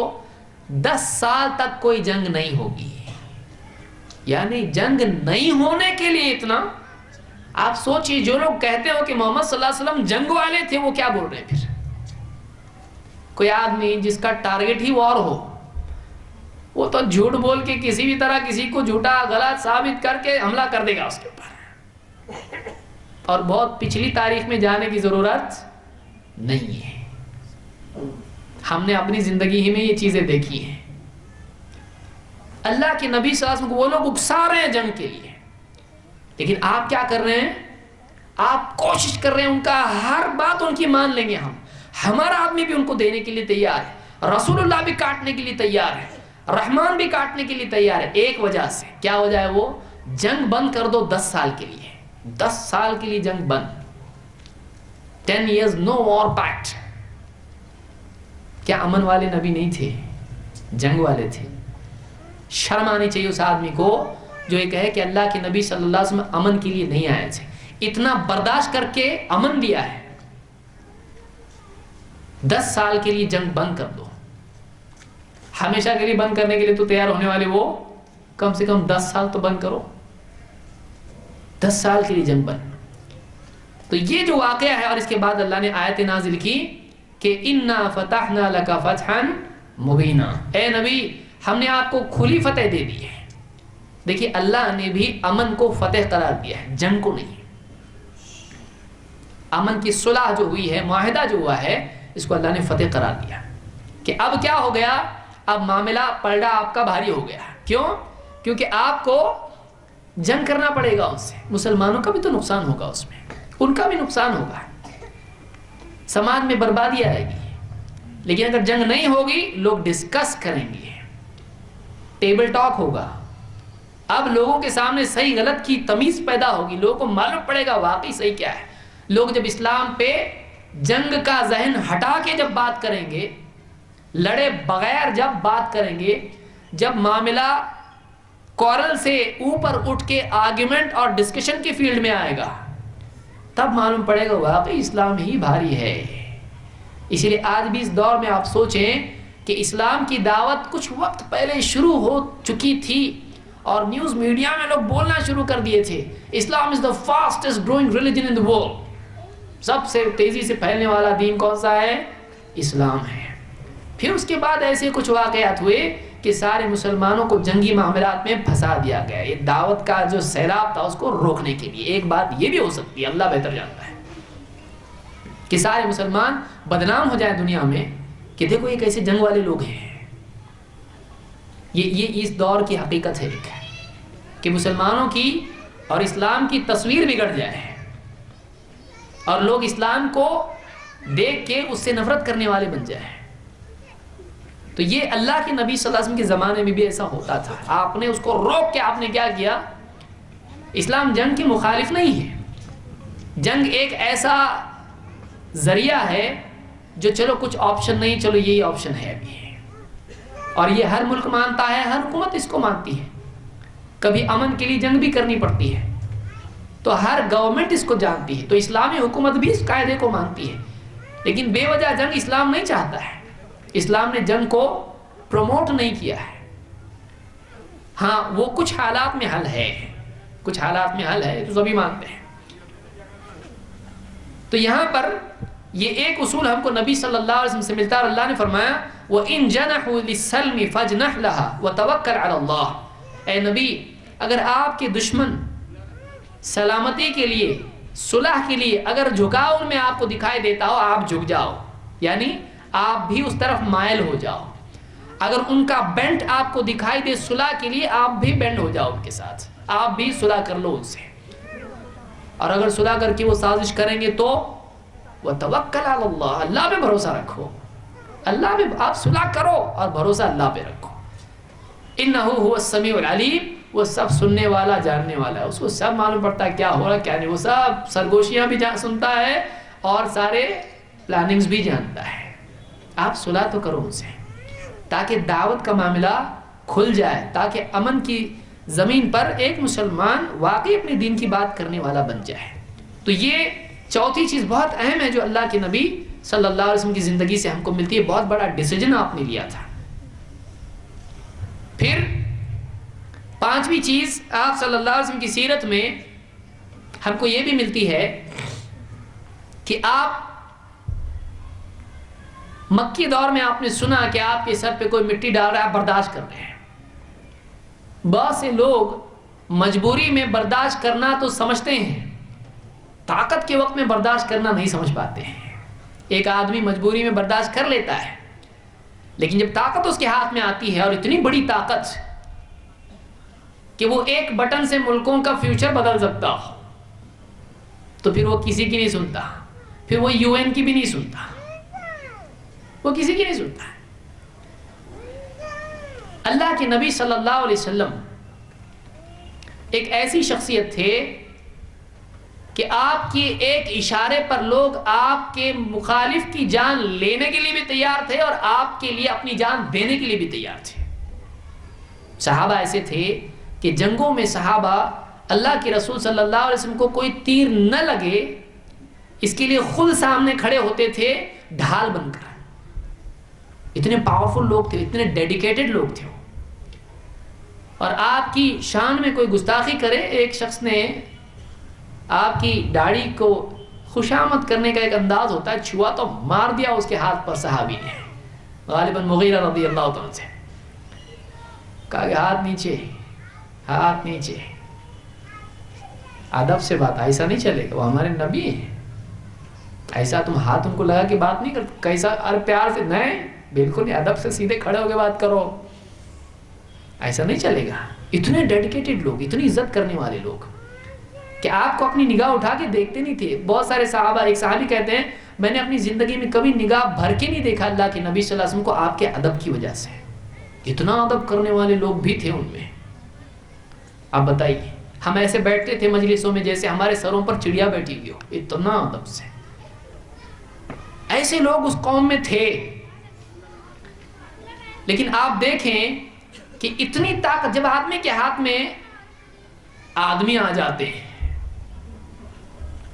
قوم اس کے اشاروں پر چلنے والی بنتی ہے، تو آپ بتائیے اس کا وہ آسمان پر پہنچ جاتا ہے، پھر وہ سوچتا نہیں میں کیا کروں، وہ قوم کو کہیں بھی غلط استعمال کرنا شروع کرتا ہے اپنے ذاتی مفاد کے لیے، اپنی طاقت کے اظہار کے لیے۔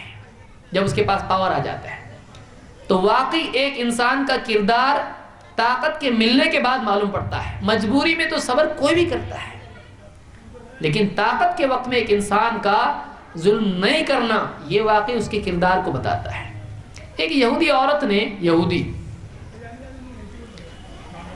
اس عورت نے مدینہ اسلامی حکومت ہے، اسلامی ٹیریٹری ہے، اسلام کا قانون چلتا ہے وہاں پر، اور پرسنالٹی کون، شخصیت کون؟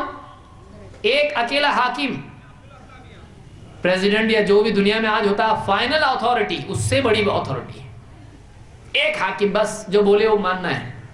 نبی اس سے بڑھ کے، صرف یعنی گورنمنٹ کا حاکم نہیں ہے، یہ ریلیجس اتھارٹی بھی ہے، نبی اللہ کا اپوائنٹڈ اللہ کی طرف سے، پبلک کی طرف سے نہیں ہے۔ اس عورت نے اللہ کے نبی صلی اللہ علیہ وسلم کو لا کے ایک بکری کا گوشت شانہ کھلایا، آپ نے قبول کیا، اس کو کھایا آپ نے اس کو۔ اللہ کی طرف سے آپ کو بتایا گیا اس عورت نے اس میں زہر ڈالا ہے۔ اللہ چاہتا کھانے سے پہلے بھی بچا سکتا تھا، کھانے دیا، کھا کے بھی کچھ نہیں ہوگا، سازش کا نتیجہ نہیں نکلے گا۔ اللہ نے جس کو بچانا ہے بچے گا، نہیں بچانا ہے نہیں بچے گا۔ ساری کوشش کے باوجود اللہ جس کو بچانا چاہے اس کو کوئی نقصان نہیں پہنچا سکتا ہے۔ کھایا آپ نے، آپ کو معلوم پڑا ایسا ایسا ہے اس نے، آپ نے صحابہ سے کہا اس عورت نے اس میں زہر ڈالا تھا، صحابہ لائے اس کو پکڑ کے، آپ نے اس سے پوچھا ایسا کیوں کیا تو نے؟ اس نے کہا میں چاہتی تھی کہ زمین سے آپ کو ہٹا دوں، زمین کو پاک کر دوں آپ سے۔ اس نے کہا ایسا تھوڑی ہے، تیرے چاہنے سے ایسا ہو جائے، اللہ تیری سازش اور تیری کوشش میرے اوپر غالب کر دے، ایسا ہو سکتا ہے؟ ایسا نہیں ہو سکتا ہے، تو چاہے اور ہو جائے، نہیں ایسا نہیں ہو سکتا ہے۔ ایک صحابی نے کہا اللہ کے رسول اس کی گردن اڑاؤں کیا؟ اللہ کے رسول کیا اس کو قتل نہ کریں؟ کیوں؟ قانونی طور پر اس نے نبی کو اور مسلمانوں کے حاکم کو قتل کرنے کی کوشش کی ہے، یہ اساسینیشن کا اٹیمپٹ ہے۔ آپ نے کیا کہا؟ نہیں، چھوڑ دو اس کو، آپ نے چھوڑ دیا اس کو۔ ایسا ایک نہیں کئی واقعات ہیں، آپ پیڑ کے نیچے لیٹے، ایک آدمی مشرک میں موقع دیکھ کے آ گیا اور تلوار آپ کی لٹکی ہوئی ہے، اتاری تلوار آپ ہی کے لیے، اور آپ آواز سے جا گئے، دیکھ اور کہا ہاتھ میں لے کے تلوار کون بچائے گا؟ پہلا کوشچن آپ نے کہا اللہ۔ ایک روایت میں پہلا کوشچن ہے، کہا اتخاف منی، ڈر لگ رہا کیا سوال ہے؟ آپ دیکھیں اس کی عقل کے حساب سے پوچھے گا وہ آدمی، اس کو معلوم نہیں کس سے پوچھ رہا ہو۔ اس نے پوچھا ڈر لگ رہا کہ نہیں لگ رہا؟ آپ نے کہا نہیں۔ کہا کون بچائے گا مجھ سے آپ کو؟ کون بچائے گا بتاؤ؟ تو آپ نے کہا اللہ۔ کون بچائے گا؟ اللہ۔ میں یعصمک منی، آپ نے کہا اللہ۔ آپ کے کانفیڈنس کا، اعتماد کا، توکل کا، آپ کے سکون سے مضبوط جواب دینے کا اثر یہ ہوا کہ اس کے ہاتھ سے تلوار گر گئی۔ آپ نے وہ تلوار خود اٹھائے گا، تجھ کو کون بچائے گا؟ دوسرا کوئی ہوتا تو بولتا بھائی جلدی سے موقع ہے، اب پوچھو پیچھو مت، کچھ اس کی چھٹی کر دو، اڑا دو گردن۔ آپ نے نہیں کیا۔ اب تجھ کو کون بچائے گا بتا ذرا۔ بہادر آدمی قابو پانے کے بعد تھوڑا سا ایک دم جلدی نہیں کرتا، پوچھا کون بچائے گا تجھ کو؟ اس نے کہا کہ کن خیر آخذ، اچھا تلوار پکڑنے والا بنو آپ ذرا، یعنی قابو پانے والا۔ جب اچھا آدمی، با اخلاق آدمی، ہائیلی اونچے کیریکٹر کا آدمی جب قابو پاتا ہے تو معاف کر دیتا ہے اور ذلیل نہیں کرتا ہے۔ تو آپ ایسا بنو ذرا، میرے جیسے مت بنو۔ آپ نے کہا لا الہ الا اللہ کا اقرار کرے گا، اسلام قبول کرے گا؟ دائی کے ذہن میں دعوت ہوتی ہے۔ اس نے کہا نہیں، لیکن ایک پرومس کر کے جا رہا ہوں، میں ایک پرومس وعدہ کرتا ہوں کہ میں کبھی آپ کے خلاف نہیں لڑوں گا اور کبھی ایسے کو سپورٹ نہیں کروں گا جو آپ کے خلاف لڑ رہا ہے. یہ میری طرف سے وعدہ. اور عرب کے لوگ وعدہ نبھاتے تھے. آپ نے اس کو چھوڑ دیا اور اٹھ کے چلا گیا، آپ نے اس کو نہیں قتل کیا. وہ اپنے قبیلے میں جب گیا تو جا کے اس نے ایک بات قبیلے والوں سے کہی، آج میں ایک ایسے آدمی کے پاس سے آیا ہوں جو بہت ہی اچھے اخلاق والا، اس سے بہتر میں نے نہیں دیکھا. سارے انسانوں میں سب سے بہترین انسان کے پاس سے میں آیا ہوں. اتنا ہائی کیریکٹر کا انسان ہے. واقعی انسان کا کردار تب معلوم ہوتا ہے جب اس کے ہاتھ میں طاقت ہوتی ہے. ایسے کئی واقعات ہیں اللہ کے نبی صلی اللہ علیہ وسلم کے. تو آپ کی سیرت کا ایک پہلو یہ بھی ہے کہ آپ نے قدرت کے باوجود لوگوں کو معاف کیا. یہ ٹیررسٹ نہیں ہوتا ہے، یہ واقعی انسانیت کا ہمدرد ہوتا ہے. آپ نے کئی لوگوں کو اس طرح سے چھوڑ دیا جبکہ آپ کے پاس پوری طاقت تھی، آپ جو چاہے کر سکتے تھے. اور آگے آئیے، ایک آدمی کے پاس جب طاقت ہوتی ہے اور قوم اس کی عقیدت مند ہوتی ہے، اس کی ہر بات کو اپنے دل میں جگہ دیتی ہے، اس سے بڑا کسی کو نہیں سمجھتی ہے. جب کسی قوم میں ایسا آدمی دیکھتا ہے کہ میرے بارے میں اوپینین ایسا ہے، تو وہ آدمی اپنی بندگی کی حد کو بھول جاتا ہے. کتنے لوگ تھے جو شروع میں تو کیا تھے، سماج سیوک تھے، ریفارمرز تھے، دھیرے دھیرے وہ لوگوں کے گاڈ بن گئے. لوگوں نے ان کو پوجنا شروع کر دیا، ان کو خدا بنا لیا لوگوں نے. اور انہوں نے منع بھی نہیں کیا، چلو ہو رہا ہونے تو کیا ہے، ان کو خوشی ہوتی ہے، ان کا دل کیوں دکھانا. جب اپنا فوٹو لگ رہا ہے، اپنی مورتی بن رہی ہے اور لوگ اس کو پوج رہے بھی ہیں، ہونے دو، اچھا ہے نا، کیا غلط ہے اس میں. آدمی ہمیشہ فیم کو پسند کرتا ہے اور اپنی حد سے بڑھا کر اس کو کوئی بتائے تب بھی اس کو کوئی اعتراض نہیں ہوتا ہے، چلتا ہے اس کو. یہ چیز اللہ کے نبی صلی اللہ علیہ وسلم میں نہیں تھی. آپ صلی اللہ علیہ وسلم نے جب بھی اپنے ماننے والوں میں یہ دیکھا کہ آپ کو اپنی اصل حیثیت سے، آپ کے مقام سے لوگ بڑھانے لگے ہیں، آپ نے فوراً وہاں ڈانٹ کر ان کو صحیح کر دیا. آپ نے کبھی بھی اپنے مقام سے زیادہ عزت کا مطالبہ نہیں کیا، بلکہ آپ صلی اللہ علیہ وسلم نے تو یہ بھی نہیں کیا کہ واقعی آپ کو لوگ آپ کی عزت اور احترام کرے، آپ کو بڑھا اور آپ کو اس طرح سے کرے. صحابی کہتے ہیں کہ ہم لوگ بہت چاہتے تھے کہ آپ آئیں تو ہم آپ کے لیے کھڑے ہو جائیں، لیکن ہم صرف اسی وجہ سے کھڑے نہیں ہوتے تھے آپ کے آنے پر کہ ہم کو یہ بات اچھی طرح معلوم تھی کہ اللہ کے نبی صلی اللہ علیہ وسلم کو ہمارا کھڑا ہونا پسند نہیں. آپ پسند نہیں کرتے تھے کہ آپ آئیں تو ہم کھڑے ہو جائیں آپ کے لیے، آپ کو پسند نہیں تھا یہ. ایک مرتبہ ایک آدمی نے کہا، ما شاء اللہ وما شئت، ہوگا تو وہی جو اللہ چاہے اور آپ چاہیں، ہوگا تو وہی جو اللہ چاہے اور آپ چاہیں. آپ ناراض ہو گئے، آپ نے فوراً اس کو ٹوکا. آپ نے کہا، اجعلتنی واللہ عدلا، کیا تو نے مجھ کو اللہ کے برابر کر دیا؟ تو کیا بولتا ہے، جو اللہ چاہے اور آپ چاہیں، اللہ کے ساتھ مجھ کو ذکر کر رہا ہے. اجعلتنی واللہ عدلا، کیا تو نے مجھ کو اللہ کے برابر کر دیا؟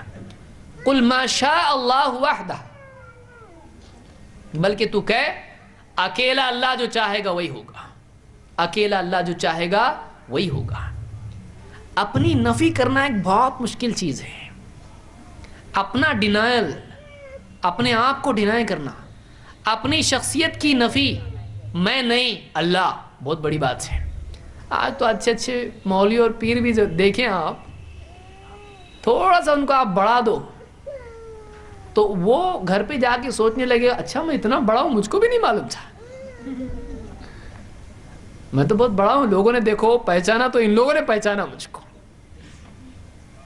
آدمی اپنی حد کبھی نہیں مقرر کرتا ہے، بلکہ وہ زیادہ خوش ہوتا ہے کہ لوگ اس کی حیثیت سے بھی اس کو بڑھا دیں. آپ نے صحابہ کو منع کیا، آپ نے کہا کہ مجھ کو رسولوں پر ترجیح مت دو، بطور تواضع آپ نے کہا، دوسرے رسولوں سے بڑا چڑھا کر مجھ کو بیان مت کرو. کئی جگہوں پر آپ تواضع والے ایسے انسان تھے جو آپ نے اپنی بندگی کی حد کو کبھی نہیں کھویا، آپ کبھی بھولے نہیں اس کو. ایک آدمی آپ کے پاس آیا آنے کے بعد آ کے بیٹھا آپ کی مجلس میں تو اس کا سانس پھولنے لگا ایک دم ڈر کی. اللہ کے نبی صلی اللہ علیہ وسلم کی پرسنالٹی ایسی تھی, آپ کی شخصیت ایسی تھی, آپ ایسے باوقار انسان تھے کہ اچھے اچھوں کی بولتی بند ہوتی تھی. دشمن بھی تھوڑا بچکتے تھے. اب وہ آدمی بیچارہ آیا تو اس کا سانس پھولنے لگا ایک دم, کیا بولوں کیا نہیں, کیا کروں کیا نہیں, دل دھڑ دھڑ دھڑ پورا ایک دم سانس پھول رہا ہے اس کا. آپ نے کہا ہاوین علیک, ارے ڈر مت, ہاں ذرا ہلکا, ڈر مت, گھبرا مت, ہاوین علیک, میں کوئی بادشاہ نہیں ہوں, انی لست بملک, میں کوئی بادشاہ نہیں ہوں. اور دیکھ میری ماں جو تھی وہ روٹی کے ٹکڑے کر کے ان کو بھگو کے کھاتی تھی, دیکھ میں ایسی عورت کا بیٹا ہوں, میں ایک عام انسان ہوں, میں کوئی بادشاہ تھوڑی ہوں کہ تو اس سے کچھ بھی غلطی ہوگی تو اڑا اس کی گردن, میری شان میں گستاخی کی اس نے, میں کوئی بادشاہ نہیں ہوں, ذرا دھیمے ہلکے ذرا بیٹھ, سکون, گھبرا مت, میں کوئی بادشاہ نہیں ہوں. اور میں ایک ایسی عورت کا بیٹا ہوں کہ جو روٹی کے ٹکڑے کر کے کھاتی تھی. میں سیدھا سا جیسا تو تیرے گھر میں کھاتے میرے بھی گھر میں, عرب کے لوگ ایسے کھاتے تھے, وہ لوگ روٹی کے ٹکڑے کرتے تھے, سالن میں بھگنے کے لیے رکھتے تھے اور مزے لے کے کھاتے تھے. تو آپ نے کہا میں ایسے گھر کا انسان ہوں, میں سادہ انسان ہوں, ایک بادشاہ نہیں, ٹھاٹ باٹ والا نہیں. آپ صلی اللہ علیہ وسلم واقعی بادشاہوں سے بھی زیادہ بڑھ کے تھے, لیکن آپ نے اپنی حیثیت کا کبھی غلط استعمال نہیں کیا. آپ نے کبھی قوم پہ رعب ڈال کے نہیں کہا مجھ کو بڑا مانو, یہ چھوٹا آدمی کرتا ہے. چھوٹا آدمی لوگوں کو کہتا ہے مجھ کو بڑا مانو, اور بڑا آدمی کیا کہتا ہے, میں بڑا انسان نہیں ہوں. یہ فرق ہے چھوٹے اور بڑے کا. آپ بڑے انسان تھے واقعی, آپ نے لوگوں پہ بڑائی جتانے کی کوشش نہیں کی, بلکہ آپ نے لوگوں سے کہا کہ نہیں میں عام انسان ہوں, میں ایک عام انسان. حالانکہ آپ عام انسان نہیں تھے, آپ بہت عظیم الشان انسان تھے. آپ صلی اللہ علیہ وسلم کی خصوصیات میں سے اور آپ کے کردار کی ایک بہت ہی بارونق چیز یہ ہے کہ آپ نے علاقے کے علاقے فتح کیے. آپ کے زمانے میں کئی بادشاہ آپ کی بات مانتے تھے اور آپ کی طاقت کا جو ہے اعتراف بہت سے کرتے تھے. اور آپ کے ہاں ایسی قوم تھی جو آپ کو نہ صرف اپنا مال بلکہ اپنی جان بھی دینے کے لیے تیار تھی, لیکن آپ نے قوم کو ایکسپلائٹ نہیں کیا. قوم کا قائد عام طور سے قوم کو ایکسپلائٹ کرتا ہے, یا کم سے کم اپنا حصہ تو لیتا. میں نے اتنا کیا ہے, اب میرے کو کچھ ملنا چاہیے. اللہ کے نبی صلی اللہ علیہ وسلم نے اپنی زندگی میں فقر و فاقے کو کبھی چھوڑا نہیں. عائشہ رضی اللہ عنہا فرماتی ہیں کہ چاند پر چاند گزر جاتے ہیں اور محمد صلی اللہ علیہ وسلم کی بیویوں کے گھروں میں چولہا نہیں جلتا تھا. تابعی پوچھتے پھر آپ لوگ کھاتے کیا تھے؟ کہا کہ 2 کالی چیزوں پر ہمارا گزر بسر ہوتا تھا. وہ 2 چیزیں کیا ہیں؟ کہا کہ ایک کھجور اور دوسرے پانی. کھجور اور پانی سے ہم اپنا گزارا کر لیتے تھے. اور آپ صلی اللہ علیہ وسلم ایک حدیث میں فرماتے ہیں میں گھر میں ایک گری ہوئی کھجور پاتا ہوں اور بھوک کی شدت کی وجہ سے اس کو اٹھا کر کھانے کا ارادہ کرتا ہوں, لیکن پھر اس کو واپس ڈال دیتا ہوں, الگ رکھ دیتا ہوں, اس ڈر سے کہ کہیں وہ صدقے کی کھجور نہ ہو, مسلمانوں کے مال میں سے نہ ہو, وہ میرا نہیں ہے. حسن یا حسین رضی اللہ عنہ چھوٹے بچے ہیں, کھجور اٹھا کے منہ میں ڈال لی گھر میں سے. آپ نے کہا کخ تھوک دے اس کو, ڈال دے, نکال باہر منہ سے.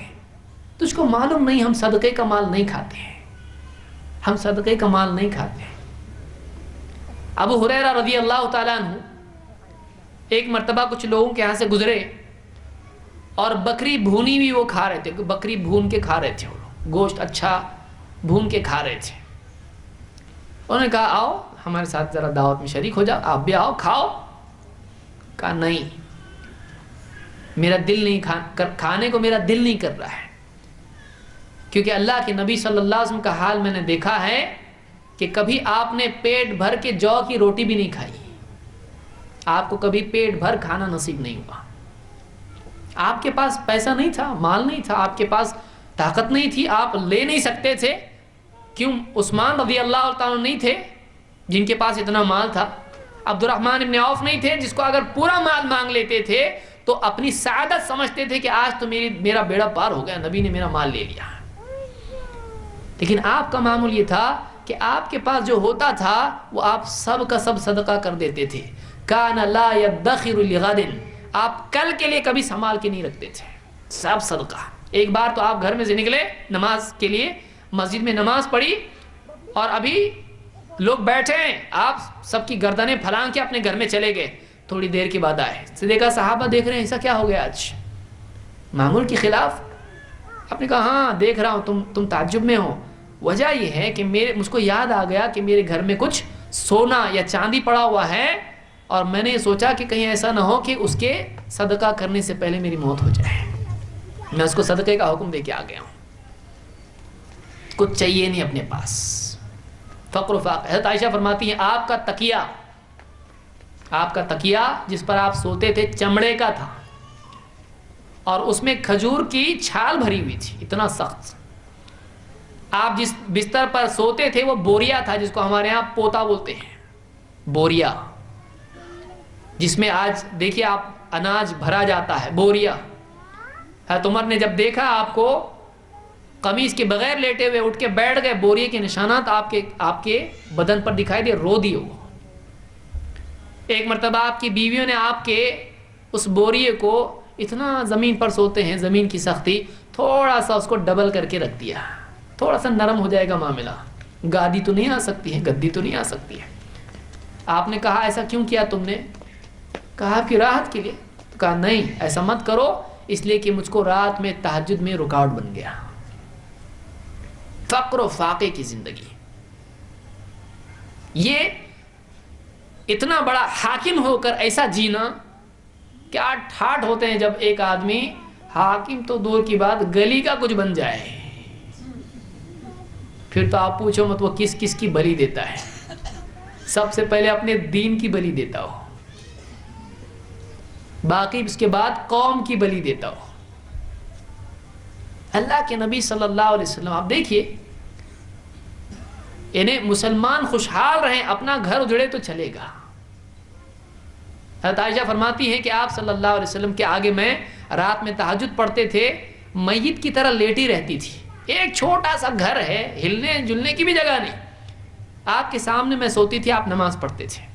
جب سجدے میں جاتے تو اتنی جگہ نہیں ہوتی تھی، آپ میرے پاؤں پہ مار دیتے ہاتھ، میں اپنا پاؤں سکیڑ دیتی، آپ سجدہ کرتے ہیں. اتنی جگہ نہیں گھر کے اندر. اپنے لیے بلڈنگیں نہیں بنائی اللہ کے نبی صلی اللہ علیہ وسلم نے، قوم کا مال لے کر نہیں بنائی، بلکہ اپنا مال بھی دوسروں کو دیا. کہ آپ صلی اللہ علیہ وسلم جب فتوحات نہیں ہوئی تھی، جب مال نہیں تھا مسلمانوں کے پاس، تو جو آدمی قرض چھوڑ کے مر جاتا آپ اس کی جنازے کی نماز نہیں پڑھاتے تھے. صحابہ سے کہتے تھے تم اپنے بھائی کی نماز پڑھ لو، میں نہیں پڑھاؤں گا. ڈانٹ کے طور پر، قرضہ چھوڑ کے مرا ہے، قرضہ دینا چاہیے تھا واپس. لیکن بعد میں جب مال آیا مسلمانوں کے پاس تو آپ کہتے تھے جب بھی کسی کا جنازہ آتا آپ پوچھتے قرض ہے اس کے اوپر؟ کوئی کہتا ہے قرض اس کے اوپر، تو آپ کہتے کہ دیکھو اگر کسی کی وراثت میں مال چھوڑ کے کوئی مرا ہے تو وہ اس کے وارثوں میں بانٹ دو، مجھ کو نہیں، وارثوں میں بانٹ دو. اور اگر کوئی قرض چھوڑ کے مرا ہے تو وہ میں ادا کروں گا، میرے پاس جو ہے وہ میں ادا کروں گا. کوئی آتا کچھ مانگتا آپ کے پاس ہوتا نہیں بولتے، نہیں ہوتا وعدہ کرتے یا قرض لے کے اس کو دیتے تھے اور قرض خود پھیرتے تھے. ایسا نبی تھا، ایسی انسانیت کہ آپ دیکھیے قوم کا بڑا ایسا ہوتا ہے، یہ قوم کے بڑے ہیں، یہ شخصیت ہے نبی صلی اللہ علیہ وسلم کی. 8ویں چیز آپ صلی اللہ علیہ وسلم کی خصوصیات میں سے اور آپ کی بڑائی میں سے یہ بھی چیز ہے کہ آپ صلی اللہ علیہ وسلم نے عرب میں ایک بہت ہی بری چیز، قبیلہ پرستی اور انسانی اونچ نیچ بہت زیادہ تھا وہاں پر. یہ ہمارے قبیلے کا، وہ ہمارے قبیلے کا، یہ اونچے قوم کا، یہ چھوٹی نسل کا، یہ غلام، یہ آزاد، یہ سرخ رنگ کا، یہ کالا، گورا، حبشی، عرب، عجم، فارسی، رومی، رنگ و نسل کا بھید بھاؤ انسان کے لیے بڑی مصیبت بنا ہے. انسانیت کے لیے، انسانیت کی ترقی میں اور سماج کے امن کے لیے، دونوں چیزوں کے لیے رنگ و نسل کا بھید بھاؤ ہمیشہ مصیبت رہا ہے. کہ ایک لائق انسان ہے لیکن گورا نہیں، کالا ہے، اس کو موقع نہیں ملے گا ترقی کا. مغربی ممالک میں یہ حال ہے، مغربی ممالک میں حال ہے. اور اس کی بنیاد پر ایک آدمی صرف رنگ و نسل کی بنیاد پر اس پر ظلم کرے گا. آج بھی ختم نہیں ہوا ہے، وہاں پہ آج بھی ہے. اتنا ترقی یافتہ دور میں بھی آج لوگ چاند پر بلکہ اس سے آگے جا رہے ہیں، لیکن عقل وہی زمین پہ ہے. عقل کی پرواز ابھی تک اوپر نہیں ہے، وہ نیچے کے نیچے زمین پہ ہی پڑے ہوئے ہیں. سوچ گرتی جا رہی ہے، ابھی بھی اونچی نہیں ہوئی ہے، اگرچہ ٹیکنالوجی آسمان میں جا رہی ہے. تو یہ سماج کی ترقی اور سماج کے امن دونوں کے لیے مصیبت ہے. آپ صلی اللہ علیہ وسلم نے نہ صرف اپنی زبان سے بلکہ پریکٹیکلی اس چیز کو ختم کیا. سماج سے رنگ و نسل کا بھید بھاؤ آپ نے نکال پھینکا. آپ نے کہا کہ اے لوگو، تمہارا رب ایک ہے، تمہارا باپ ایک ہے. کتنی بڑی بات ہے. تمہارا رب کون ہے؟ اللہ ہے، سب ماننے والے اس کے ہو. تمہارا باپ ایک ہے، آدم علیہ السلام. اور کسی عربی کو کسی عجمی پر کوئی فضیلت نہیں، کسی عجمی کو کسی عرب پر کوئی فضیلت نہیں. نان عرب کو عرب پر نہیں، عرب کو نان عرب پر نہیں، کوئی فضیلت نہیں ہے. اور کسی سرخ رنگ والے کو، گورے کو کسی کالے پر کوئی فضیلت نہیں، اور کسی کالے کو کسی گورے پر فضیلت نہیں. ہاں اگر فضیلت ہو سکتی ہے تو دل میں جو تقوی ہے، اس کی دینداری، اس کی بنیاد پر ملے گی. ان اکرمکم عند اللہ اتقاکم. تم میں سب سے زیادہ عزت کے لائق شریف وہ ہے جو زیادہ اللہ سے ڈرنے والا ہو، پابند ہو، گناہوں سے بچنے والا ہو، برائی سے دور رہنے والا ہو. عزت اس پہ ملے گی، عزت رنگ و نسل پہ نہیں ملے گی. اسلام نے توڑا اس کو. اچھا کوئی آدمی بول سکتا دوسروں نے بھی تو کہا ہے، یہ دوسروں نے کہا ہے لیکن سماج بنایا نہیں ایسا کوئی. اور وہ بھی کب؟ 1400 سال پہلے. کون سے ایریا میں، کون سی یونیورسٹی تھی وہاں پہ؟ آکسفورڈ تھی، کیمبرج تھی، کیا تھی وہاں پہ؟ بیچارہ ایسے لوگ جو ان پڑھ ہیں، جو لڑ کے تھکتے نہیں تھے آپس میں سالوں سال، نسل در نسل جنگیں جاری رہتی تھی. آپ نے مسجد نبوی کا اگر مؤذن بنایا تو کس کو بنایا؟ اگر گھر گھر تک آواز اس کی جائے گی تو کون ہوگا وہ جس کو سب سے بڑی عبادت کے لیے آواز لگانے کے لیے موقع آیا؟ مسجد نبوی کی اتھارٹی اذان کی کون دے گا؟ اذان بلال حبشی رضی اللہ عنہ. کالا بدصورت انسان، لیکن اندر اتنا نورانی، اتنا اعلیٰ کہ نبی سے کہے بلال کیا ہوا رات کو؟ میں نے جب جنت میں گیا، یعنی خواب میں، تو میں نے جنت میں تیری جوتیوں کے گھسٹنے کی آواز سنی. کیا عمل ہے تیرا؟ اللہ کے رسول، میں جب بھی دن بھر میں میرا وضو ٹوٹ جاتا ہے، وضو کر کے 2 رکعت نماز پڑھ لیتا ہوں. ہائی کوالٹی کا انسان، خوبصورت نہیں، رنگ و نسل کچھ نہیں، نسب کچھ نہیں، غلام، آزاد کیا ہوا غلام. لیکن کون ہے یہ مسجد نبوی کا مؤذن ہے، یہ اذان دینے والا ہے. اور یہ وہ انسان ہے کہ اذان دے کے آتا ہے اور نبی صلی اللہ علیہ وسلم کے دروازے پہ کھٹکھٹاتا ہے، اللہ کے رسول نماز کا وقت ہو گیا، چلیے. اتنی اتھارٹی ہے اس کو آنے کی. ورنہ صحابہ، عام طور سے صحابہ دستک دینے کو بھی ڈرتے تھے اللہ کے نبی صلی اللہ علیہ وسلم کے گھر پہ. ہلکی آواز دیتے تھے، ٹھک ٹھک. لیکن یہ ہے کہ آ جاتے ہیں اور آتے ہیں، اللہ کے رسول چلیے نماز کا وقت ہو گیا، چلیے. اتنی اتھارٹی. اور کون انسان ہے؟ ایک کالا غلام جس کو آزاد کیا ہے ابو بکر صدیق رضی اللہ تعالیٰ نے. آپ سوچئے پریکٹیکلی آپ نے نافذ کیا اس کو. غلام کے ساتھ ایک مرتبہ بدسلوکی کی ابو موسیٰ اشعری رضی اللہ تعالیٰ نے، اور کہا ایک کالی عورت کے بیٹے. غصے میں آ کے بول دیا کچھ. آدمی غصہ آتا کچھ بھی بول دیتا آدمی. یعنی ایک حبشی کا بیٹا ہے تو کہا کہ تو کالی عورت کا بیٹا ہے، تو کیا بڑی بڑی باتیں کرتا ہے، ڈانٹ دیا، کچھ تو بول دیا ایسا. یا ابن سودا، آپ نے جب سنا آپ نے کہا انک امرؤ فیک جاہلیہ، او ہو تو ایسا آدمی نکلا تیرے میں ابھی بھی جاہلیت باقی ہے. وہی جو عربوں میں گندگی تھی رنگ و نسل کی ابھی تیرے اندر ابھی تک ہے. وہ ڈر گئے ایک دم. کہا یہ غلام تمہارے بھائی ہیں، یہ اللہ ہے جس نے ان کو تمہارے ہاتھوں میں دیا ہے. تمہارا کام ہے کہ تم جو کھاؤ ان کو کھلاؤ، جو پہنو ان کو پہناؤ، اور ان کو ایسا کام مت دو جو ان کی طاقت کے باہر ہو. اور اگر کوئی ایسا کام دینا پڑے تو تم بھی سپورٹ کرو، غلام کے ساتھ تم بھی تھوڑا دھکا دو.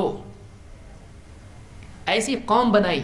تو بعد کے دور میں ایک شخص نے دیکھا، ابو موسیٰ اشعری کو کہا ارے تم جو ڈریس پہنے ہو ویسا ہی تمہارا غلام بھی سیم ڈریس، مالک اور غلام. کہا ہاں یہ حدیث ہے اس لیے ایسا ہے، ایسا ہوا تھا.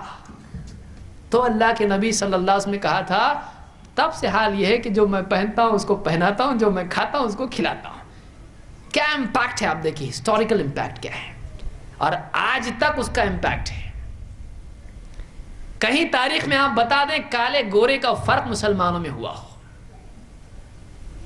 مسجد حرام میں نماز پڑھ رہے ہیں، کالا گورا، یہ کالا ہے چھوڑو ہٹو بازو کو کپڑے خراب ہو رہے. نہیں، ارے مسلمان ہے، کلمہ پڑھتا ہے، یہ امام بھی ہوا تو چلے گا، اس کی قرت اچھی ہے. مسلمان میں کبھی نہیں آئے، ایسا نکال کے پھینکا اس کو کہ واپس کبھی وہ پیدا نہیں ہوا. واپس کبھی مسلمانوں میں چیز آئی نہیں. اتنا گرا دیا اس چیز کو، اتنا گھناؤنا بتا دیا اسلام میں اس کو کہ مسلمانوں میں کبھی یہ اس طرح سے کالا گورا اور اس طرح کی کبھی چیز پیدا نہیں. آج تک مغرب سر پیٹ پیٹ کے پٹک کے سر پھوٹ گیا مغرب کا، ویسٹ کا، لیکن آج بھی وہاں پہ یہ چیز باقی ہے، نہیں نکل سکتی وہاں سے کہ ہم یہ قوم ہیں، ہم وہ قوم ہیں، یہ کالے ہیں، یہ گورے ہیں، ہم ہٹلر کی قوم کے ہیں، ہم فلانے قوم کے ہیں. آج تک. اور افسوس ہے کہ ہمارے ملک میں بھی یہ چیز باقی ہے. آج ایک انسان ہے، اس کی صلاحیت کو دیکھنا چاہیے، نہ کہ اس کے نسب کو. اسلام نے یہ تعلیم دی. بتائیے یہ چیز نکال دیں، سماج میں ظلم بھی آتا ہے اور سماج میں ترقی بھی نہیں آئے گی. اب بتائیے اونچی ہی نسل کا آدمی ویل کوالیفائڈ ہوگا، صلاحیت اس میں ہوگی؟ ایسا تو نہیں ہے. صلاحیت اللہ سب کو دیتا ہے. کبھی کبھی ایک آدمی ایسی قوم میں پیدا ہوتا ہے جس کو کوئی بڑا نہیں سمجھتا ہے، لیکن وہ آدمی بہت اونچی کیلیبر کا بھی ہو سکتا ہے.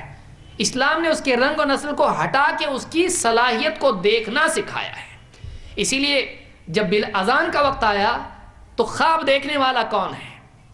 خواب دیکھنے والے عبداللہ ابن زید رضی اللہ تعالیٰ جو انصاری ہیں، گورا ہے، عرب ہے. لیکن جب آئے خواب بتایا تو کہا کہ یہ خواب انشاءاللہ سچا خواب ہے، لگتا ہے کہ یہ خواب سچا ہے، اللہ کی طرف سے اذان کے الفاظ اللہ نے سکھائے ہیں. کہا کہ قم یا بلال، اے بلال کھڑے ہو جاؤ اور جیسا یہ بتاتے ہیں ویسے اذان دیتے چلے جاؤ. اور ان سے کہا انہو اندھا صوتا منکا، انہو اندھا صوتا منکا، کہ عبداللہ ابن زید سے کہا، وہ سوچیں گے میں اذان لے کے آیا اور میرا نام ہی نہیں، مجھ کو موقع نہیں ہے، تو میرا ہی لایا تو میں، اور مجھ کو ہی نہیں موقع. اور وہ پریسٹیج کے لیے مانگنے والے لوگ نہیں تھے، ثواب کے لیے مانگنے والے لوگ تھے. لیکن آپ نے ان سے کیا کہا؟ اس کی آواز تجھ سے زیادہ اونچی ہے. تو اس کی صلاحیت اس کے رنگ پر بھاری آ گئی ہے. اس کے اندر صلاحیت ایک ایسی ہے، اس کام کے لیے یہ صلاحیت چاہیے، اور یہ گورے میں نہیں کالے میں اس کو دو. یہ اصول کس نے دیا؟ یہ اللہ کے نبی صلی اللہ علیہ وسلم نے دیا ہے. اور فلسافیکل ڈسکشن میں نہیں دیا، پریکٹیکل اپلیکیشن میں دیا ہے. اس کو عملی طور پر اس کو نافذ کیا مدینہ میں. اور اسلام کی بڑی مسجد، اسلام کی جو اسلام کا سینٹر ہے، اس کا سینٹر مسجد نبوی، اس میں یہ پوزیشن دی. آپ بتائیے اس سے بڑا کیا کر سکتے ہیں آپ؟ اور بھی بہت ساری چیزیں ہیں. اللہ تعالی ہم کو سمجھ عطا فرمائے، کیونکہ چٹھی آ گئی ہے اور وقت بھی ویسا نہیں ہے، قانونی طور پر بھی ہم کو کچھ وقت کے اندر رکنا پڑتا ہے. تو یہ کچھ باتیں تھیں جو اللہ کی توفیق سے میں نے کہی. اللہ تعالی ہم سب کو واقعی اللہ کے نبی صلی اللہ علیہ وسلم سے محبت کرنے والا، آپ کی تعظیم کرنے والا، اور اسی کے ساتھ آپ پر اپنے ایمان کو پختہ رکھنے والا اور آپ کی سیرت کو پڑھ کر لوگوں کے سامنے پہنچانے والا، بیان کرنے والا بنائیں، تاکہ لوگوں کے سامنے واقعی آ جائے جو آج اللہ کے نبی صلی اللہ علیہ وسلم کو نہیں پہچانتے، اس وجہ سے آپ کے بارے میں بری باتیں بول رہے ہیں، غلط پروپیگنڈے کی وجہ سے واقعی وہ لوگ سمجھ لے کہ ارے ہم سے تو بہت بڑی غلطی ہو رہی تھی، ہم ایک اچھے انسان کو برا سمجھ رہے تھے۔ یہ تبھی ہو سکتا ہے جب مسلمان پرامن طریقے سے علم حاصل کر کے، بہترین وسائل اور ذرائع ابلاغ استعمال کر کے، میڈیا استعمال کر کے آپ صلی اللہ علیہ وسلم کے بارے میں لوگوں کو بیان کریں۔ اللہ تعالی ہم سب کو اس کی توفیق عطا فرمائے، اللہ تعالی ہماری اس مجلس کو قبول فرمائے اور ہم سب کو دین کے لیے، خیر اور انسانیت کے لیے بھلائی کا ذریعہ بنائے۔ اقول قولی ھذا واستغفر اللہ لی ولکم۔